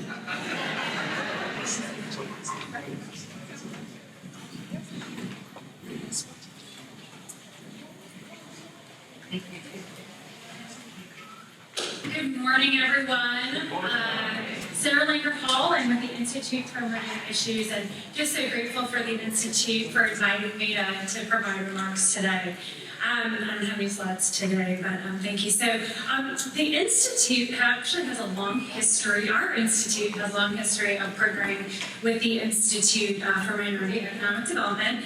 I actually had the pleasure of working with Andrea Harris when I first started at Emerging Issues, when she was on our advisory board serving alongside Governor Jim Hunt and others. And she, her legacy really lives on in our approach to our work. Kevin Price is currently on our board of directors, and I keep thinking, gosh, if I could just spend like 1 or 2 weeks as your personal intern, I could just learn so much, because I'm constantly amazed at the wealth of knowledge he has. And then, of course, Abdul Rashid is an emeritus member of our board. So again, lots of historical sort of relationship. And I'm here today to talk about some of the programs that I think are most aligned and where there's been a lot of overlap in our efforts. But for those of you who are not familiar with our work, we are a nonpartisan public policy organization at NC State, and we serve as a nonpartisan connector, bringing North Carolinians together across sectors, geographies, and perspectives to find solutions on the state's most critical policy issues. And I love what you said, Dr. Wade, about collaboration and that ability to value our differences, because that's exactly what we strive to do at our organization. And we really have a vision where people are connecting and collaborating at the local and state level to address these issues that are so important to them. So civic engagement is really at the heart of what we do. And I look forward to hopefully engaging with all of you in this room on the issues important to you in your communities. We're not your typical think tank. We're at a university, but we're not a bunch of researchers that sit around all day and read and make recommendations in silos. We actually work on a variety of issues, not just a certain subgroup, with the greatest potential for middle ground. So we focus on issues of health and education, everything from K-12 to workforce development and continuing ed. We work on the built and natural environment. I'm excited to see some of those transportation and other issues being addressed today. And of course, issues related to our economic development. We work with practitioners on the ground, those that are the service providers, with the policy experts, and our community leaders like yourselves in this room. We don't create policy, but we do strive to influence those policies, programs, and community change. And some of you might be familiar with our signature event, the Emerging Issues Forum. How many of you have been to a forum before? Okay, so a couple of you, I invite you all to join us this coming February 13th in Raleigh, where we'll be talking about financial resilience, and I'll talk a little bit about that more in just a moment. So again, there are a lot of common interests. I'm going to try to highlight maybe 2 or 3 of those programs in the time that I have. And the first one I want to talk about is digital equity. And I saw Annette Taylor with DIT is going to be on your agenda this afternoon. And I'm not sure if she's here yet. I kind of hope she's not, because she's really the expert, and I feel like a little phony up here. But I want to talk about our Band NC, Building a New Economy for North Carolina program. In February 2020, we held our Emerging Issues Forum on, wait for it, the topic of digital equity. That was February 2020, a month later, the pandemic hit. We were already in talks to help communities do some work around digital equity, and we're quickly able to become a rapid response grantee through that funding support in order to be able to help schools get hotspots and laptops to students, connect seniors, supporting rolling buses, and you name it. But if this is a term that's new for you, and I know, Leah, you described it, but again, digital equity is not just about building the digital infrastructure, it's also about adoption. So those who can afford to access the internet, those who have some sort of device that allows them to meaningfully engage and leverage that technological opportunity, and also to have the digital skills to be able to use it for health, educational opportunity, workforce, business, and so on. Now, admittedly, our broadband data is bad. North Carolina, because of the work of DIT and others, has better data than most. And we've shared some of the state level data, but I also just want to share some additional data points. So 266,000 North Carolinians don't have high-speed internet due to a lack of infrastructure. 430 of them don't have a laptop or desktop computer. 1.2 million adults may lack digital literacy, and 1.3 million households would have to pay more than 2% of their annual income to be able to afford the internet, and that's on an average of about $60 a month. And this is a significant concern, right? Because the internet is one of the most powerful tools for education, health, and other services. It's a way to connect with others, to become empowered with information that allows us to engage civically. And individuals without access are just at a distinct disadvantage. There is a lot of momentum in this space right now.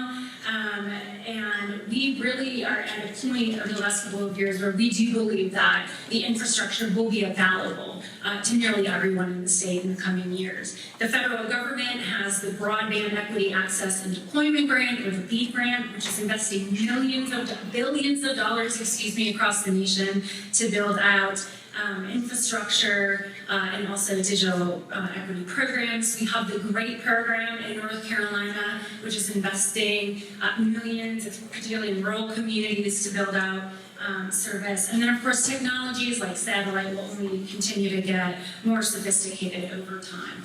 Our niche at the Institute for Emerging Issues has been primarily in the adoption space, and we are helping all 100 counties across the state work as part of digital inclusion planning or coalition teams to develop plans that can be adopted by county government. These are happening sometimes at the local level. Here in Moore County, they have done work to develop their own countywide plan. Charlotte-Mecklenburg, actually prior to our program even starting, had a plan in place. Durham and others. But we're also increasingly working with our councils of government across the state. And if you're not familiar with councils of government, they are a great resource to really get a sense of what's happening regionally when it comes to economic development. So we are funding through our grant funders these digital inclusion planning efforts. And that is bringing together, again, a coalition of folks that understand what's happening and what those gaps look like. Because again, we're talking about bridging those divides. So this isn't about making sure that those that have it continue to be able to access it and afford it. We're saying who doesn't have that access, and how can we bring them in? So we're talking about working with churches and other faith institutions, our community colleges and universities and schools, of course, cooperative extension offices, our local businesses and chambers of commerce, our nonprofits, our public libraries. Some are engaging food banks and other groups across their region that are direct service providers. And so they're gathering in research, they're doing stakeholder interviews, they are getting data where the data does not currently exist. And they are talking about solutions that are going to have the greatest impact in their communities. I am so pleased to say that we have 64 counties in the state that have either adopted or are currently in the process of adopting a plan. And thanks to the DIT, we are able to do the remaining 36 counties. By the end of next year, all 100 counties in the state will have a digital equity plan. And again, that's going to allow them to prioritize investments that are coming through either philanthropy and the federal government. So, very excited about that. If you're interested in learning more about these plans, we have about 14 plans that are already on our website representing 28 counties. You can learn more about that. We're also beginning to evaluate those efforts to see, well, what's the impact by doing this? Is it reaching the folks that we most need to reach? How are those networks strengthening? And then I think we really start to get into all the economic opportunity that affords. And so again, if you are here this afternoon, I strongly encourage you to go to Annette's panel and learn more. The next thing that I wanted to talk about is our recent efforts on employment. We were really inspired by the North Carolina Department of Commerce's strategic plan, Talent First ENC, which was one of the first economic development plans statewide that I have ever seen, where the focus was on not just connecting workers to jobs, but connecting workers who have faced barriers, either systemically, historically, or as a result of COVID-19. And there's a lot of overlap, I believe, in what the Institute populations as well, with women investment in business and so on. We took an approach that wasn't just demographic, but really looked across groups that face barriers. So those who are justice involved, opportunity youth, those that are 16 to 24 that are not in school and not in work. And Leah shared some great data points of what we're looking at that by geographic. Those with young children, so families with young children, those with disabilities or neurodiversity, and then transitioning military in their families. And of course, these are a broad swath of groups. There are demographic differences within each of those. And there's a lot of intersectionality that can compound some of those barriers to workforce. We have a set of data briefs on our website, but I want to just point out a couple of really compelling data points for you. So nationally, within the first year of release, only 37% of formerly incarcerated find employment, with Black women, African American women facing employment at higher rates than any other demographic group, about 44% compared to white men at 18%. Opportunity youth are almost twice as likely to live in poverty, 3 times more likely to have a disability, and 8 times less likely to have finished high school. Female opportunity youth are more than 4 times likely to be mothers. And NC has 3 counties in northeast North Carolina where more than a quarter of youth are opportunity youth compared to the state average of 11%. I'm not going to have them right now, but I'm happy to share that with you. In North Carolina, 20% of American Indian youth are opportunity youth, twice as more likely than white, Asian and multicultural groups. That includes 16% of African American and 12.5% for Hispanic youth that fall into this category. Now, when it comes to families with young children, it's a little bit harder to discern the data about who's facing barriers to employment and who's not. But we do know that 11% nationally of single mothers with a child under the age of 3 are unemployed. In North Carolina, also nationally, half of all single parents with a child under 18 were disproportionately African American and Hispanic. And in North Carolina, 13% identify as having 1 or more disabilities. So again, that intersectionality among the groups. When it comes to disabilities, 13% of North Carolinians identify as having the unemployment rate for those 16 and older with a disability rate was 10%, which is double the rest of the population. And when it comes to our transition military, over 40% of post-9/11 veterans were unable to find a job after starting their search within 6 months. And active duty military spouses in the U.S. have an unemployment rate of 21%. And so these aren't the only groups that face barriers to employment, but this is what we wanted to focus our time over the last year and a half doing. And so we actually started this work by convening a group of over 65 individuals that either had direct experience facing barriers to employment in these groups and those with systems level expertise. So it was actually co-chaired by Philip Cooper, who is a workforce equity advocate in the western part of the state, formerly incarcerated, family with young children, disability, and so on. And then Annie Izat, who's the North Carolina NC Works Director at the Department of Commerce. So bringing them together to say, okay, what are the key challenges that we are most ready to be able to take action on, and what are some recommendations and tactics within that? Together, we identified 18 recommendations and 56 tactics. Those are on our website. We encourage you to look at them and figure out how your local community could best move those forward. We had 6 cross-cutting themes. So the first one, just having better access to reliable services, comprehensive career pathways that really meet the needs of those that are facing barriers to employment and the needs of businesses. We've heard a lot about revising positions. So we're more focusing on the skills needed as opposed to just the degree or credential. And particularly with those with disabilities, asking, have them in different formats, have them being where folks can easily complete them and submit those applications. We talked a lot about the workforce behind the workforce. We talked about having enough child care providers. We talked about using groups that have trust in the community, like community health workers, as to sort of be that bridge. I mean, these are groups who really understand issues of social determinants of health and the role that workforce plays in that. We talked about co-locating those trusted service providers with our workforce service programs to make it easier for folks who are seeking support.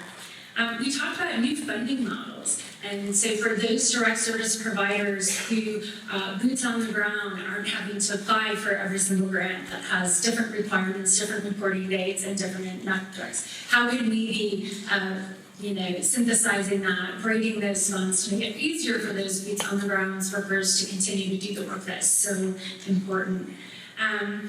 And last, just talking about more opportunities for peer learning, particularly around business community. And so you've got a lot of business executives here today. There's lots of networking opportunity. I hope you'll take some time to talk about what you're doing that has been successful in connecting those with barriers to the workforce, and then supporting them and continuing to engage them. I think there's lots of lessons that we could learn from you all today. In terms of next steps with that work, we are working with 4 regions across the state who have been trained on workforce and economic development and working better with service providers that are going to be identifying one or more of those recommendations that they want to implement at the local level, and we'll be following their progress and sharing their stories to help hopefully inspire others. I am a little bit over time, so I do want to take just a minute to talk about financial resilience. This forum, or today's event this week, is about building wealth. And so we're actually taking a piece of this and saying, well, what is it going to take just to be financially resilient so that we are in a better position across the state to build wealth? So a few more data points. 37% of U.S. adults don't have money to cover an unexpected expense of $400. 37% also can't cover their basic expenses for longer than 1 month, using all of the financial resources that they have available to them. And we know that there are disparities among racial groups. I don't think that's surprising. We saw some of that data earlier. But just over half of African American and Hispanic households report that they could not cover these expenses, compared to 32% for white and 24% for Asian households. We also know that there are racial disparities when it comes to financial literacy, with African American adults twice as likely than white adults to score lower on financial literacy tests, even after controlling for income, age, and education. And I was pleased to see that there are several speakers here today that have deep experience in financial literacy, so I think that's wonderful. And Kevin said, the basis of building wealth is health. And we also know that, at least when it comes to employer data, that 42% of employees say that their inability to be financially resilient impacts their mental health rating.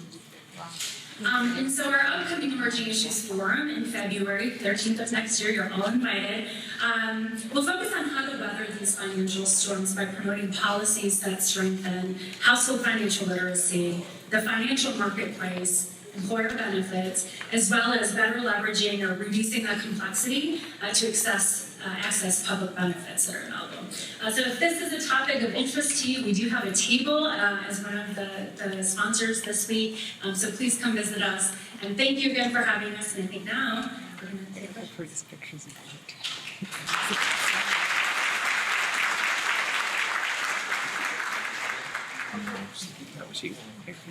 So allow me to thank again Sarah and Dr. Wade for their wonderful presentations. And I want to make sure that I kind of bring this together a little bit. And so what we really wanted to do was level set on some data points, talk about some real world issues, and show you how that even as we're making progress, there is still friction and there's still some some fighting back against that progress that our communities are still facing. And also, for those of you who are not in the nonprofit and public sector, for you to really get a sense that we are working individually as organizations and collectively on some of these issues that are supposed to maximize the ability of individuals and businesses to prosper, to progress, and to live their best possible lives in an environment that is really supportive of their success. And so I think we have a few minutes, and I believe there's some folks with mics in the room. If there are any questions for any of the speakers.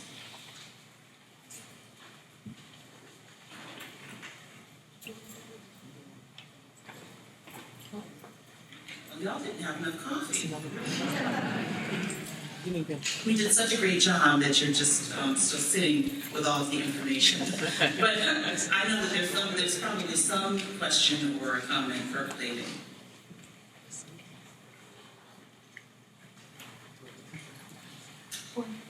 Is everybody just shy? Okay. Here we go.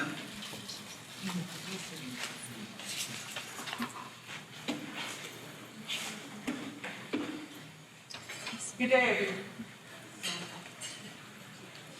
Yes. Good day, everyone.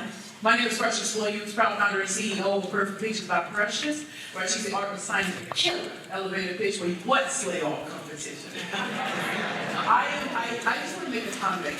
This is my first time being here at this conference. I want to thank Babson College for sponsoring me, for coming. I'm so thankful to be here. But I can just tell you, the time to be bigger, I've been hosting and everything, but I have to just tell you what I heard from the Congresswoman, from the Secretary of State, from the President and CEO, to these learning professionals. I feel so fired up, I don't even need coffee. I don't have no questions. I just want to say how thankful I am to be in this space and in this place, to be around these distinguished individuals, these distinguished companies, sponsors, and everyone. Thank you all for showing me what is possible. I'm in the inner city of St. Louis, Missouri, and I live in New York City. Yeah, I heard of the accent. Yeah, I believe. So I just want to say thank you. I'm honored to be in this space, and I feel like I'm bringing my whole family, my whole team, my whole everything with me, because I didn't know spaces like this existed when I was growing up as a child.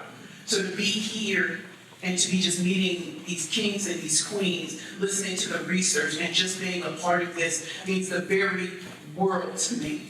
I didn't think when I started my company, my first company, my second company, my third company, that I would be this successful, but it's because of people in this room who made that possible. So I say thank you. I'm honored to be in this space, in this place. I would love to meet all of you, and I mean that's genuine. It's not like how can I get what I get from you. I know relationships are so important. And again, I thank Babson College, the Black Women's Entrepreneurial Leadership Program, the CWO program for seeing something to me so long ago that would bring me in this space, in this place, to be with all of you. Thank you for the bottom of our heart.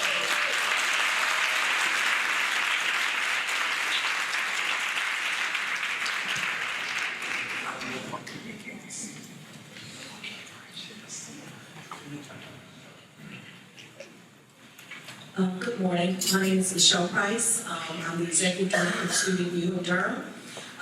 Also, Kevin just so happens to be my husband. And yes, I do care about me not going to jail. But I am in this space also inspired. Get discombobulated here.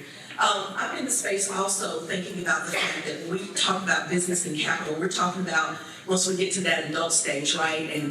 But we're working with, for example, for Student U, 6th grade students, mostly Black and brown students from 6th grade through college graduation.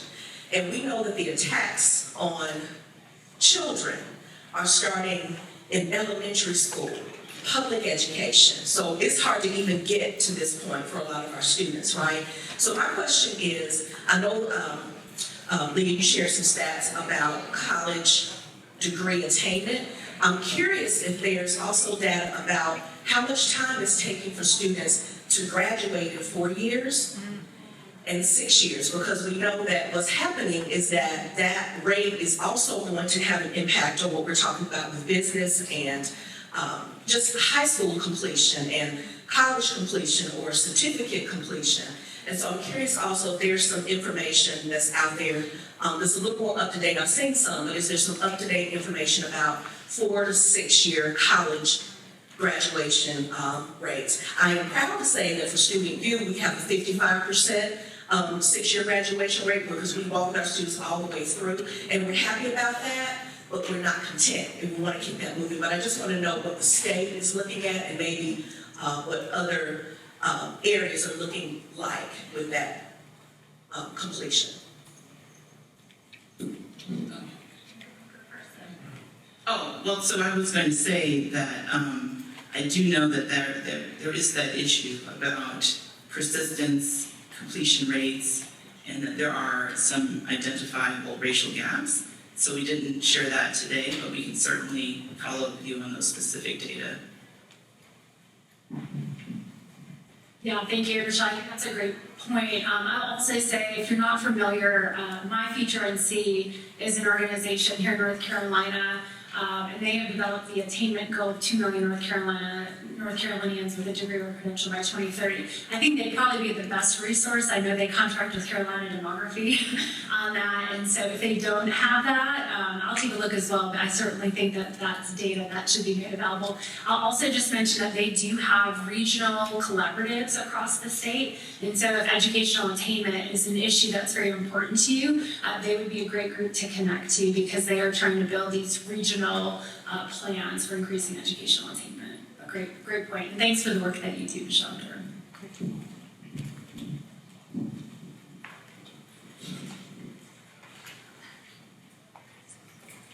Hi, good morning, everyone. Thank you so much for this amazing, fantastic panel.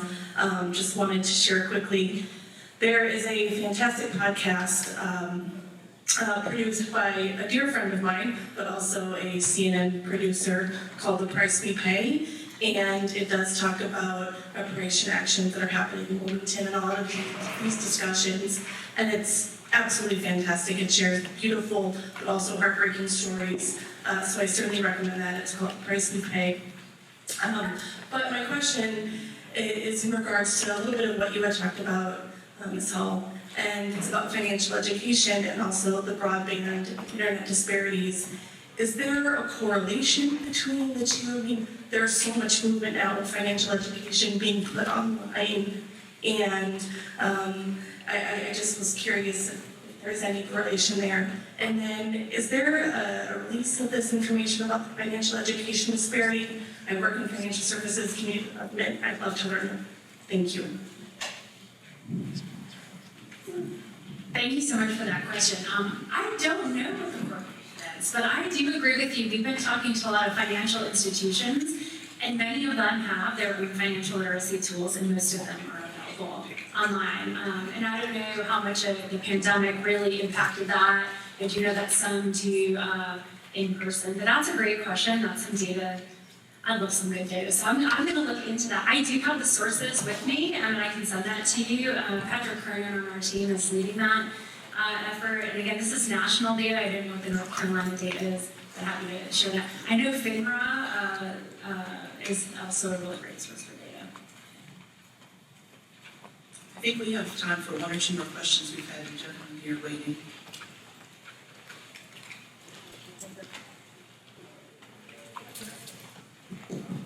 Good morning. My name is Carl Manning. I'm the Director of Kingdom Community Development in Fayetteville, North Carolina. By the way, I want to bring up something. It's not a question. It's just something you may know about. I've heard Wilmington being announced several times in here. And talking about the race riots in Wilmington that took place in Wilmington 10. I don't know if you know this or not, but Linda Thompson, the Director of Diversity, Equity, and Inclusion, just had a legacy graduation for the class of 69 and 70, which I happen to be a part of. The summer of 69, they closed our school down, the greatest school in the Williston Senior High School, and bused us to Harvard High. That whole year of 69, we learned absolutely nothing. We fought all year. we just couldn't get used to it. It was waving rebel flags, calling us out by names the whole time. I just received an email from Linda talking about the ROTC and the members that was in Williston, I was in the ROTC. After that, there was a solid march in Wilmington, and they went downtown to march. The Navy guards downtown on River Street raised the flag and blew out rebel epithets and all that good stuff. But I just wanted to bring it up because I thought you talking about Wilmington, and that was very exciting to me because I just happened to be a part of that legacy graduation July 1st of this year, after 55 years of disappointment from the greatest school on earth in our minds. Thank you.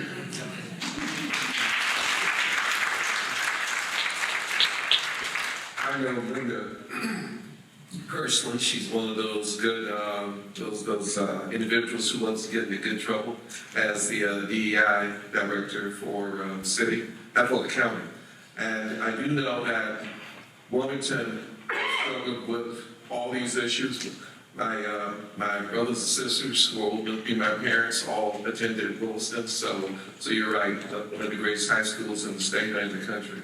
And I would offer that the collaborations that we started back when we were talking about 1898, I also include the legacy of the Wilmington 10, that includes all of those negative moments in Wilmington's history. And I think that, I know that leaders then as well as leaders now focus on the same thing. Wherever we go, we're going together. How can we get there together? We're always looking for wisdom where we can find it. And Linda's actually holding a conference that's coming up, the DEI conference. I believe it's in September, so I will be there. But those issues that Wilmington's not an old pace that struggles, whether it's across the state and across the country. So I look forward to talking with you more about that and any group that you would be a part of. Because again, how will we solve these challenges? We solve them together. So thank you for your words. Unfortunately, we are out of time. This time has gone so fast. Please join me in thanking again our speakers, Sarah Hall and Anthony.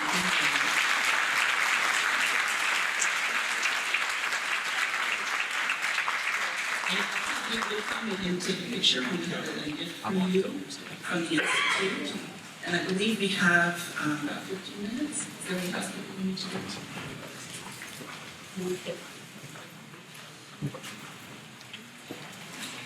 Thank you, Leah, Dr. Wade, Sarah, I appreciate this. Was this helpful, you all?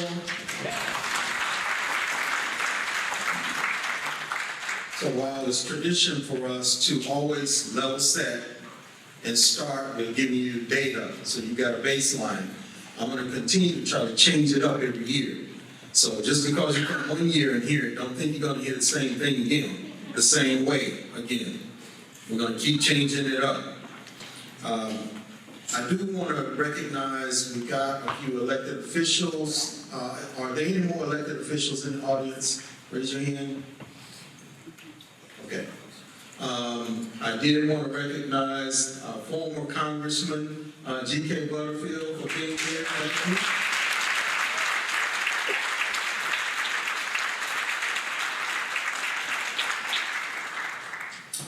You all, we are now transitioning to a break. We've got about 15 minutes, and then we're going right into sessions. So network with one another, and let's get ready for sessions. All right? Thank you.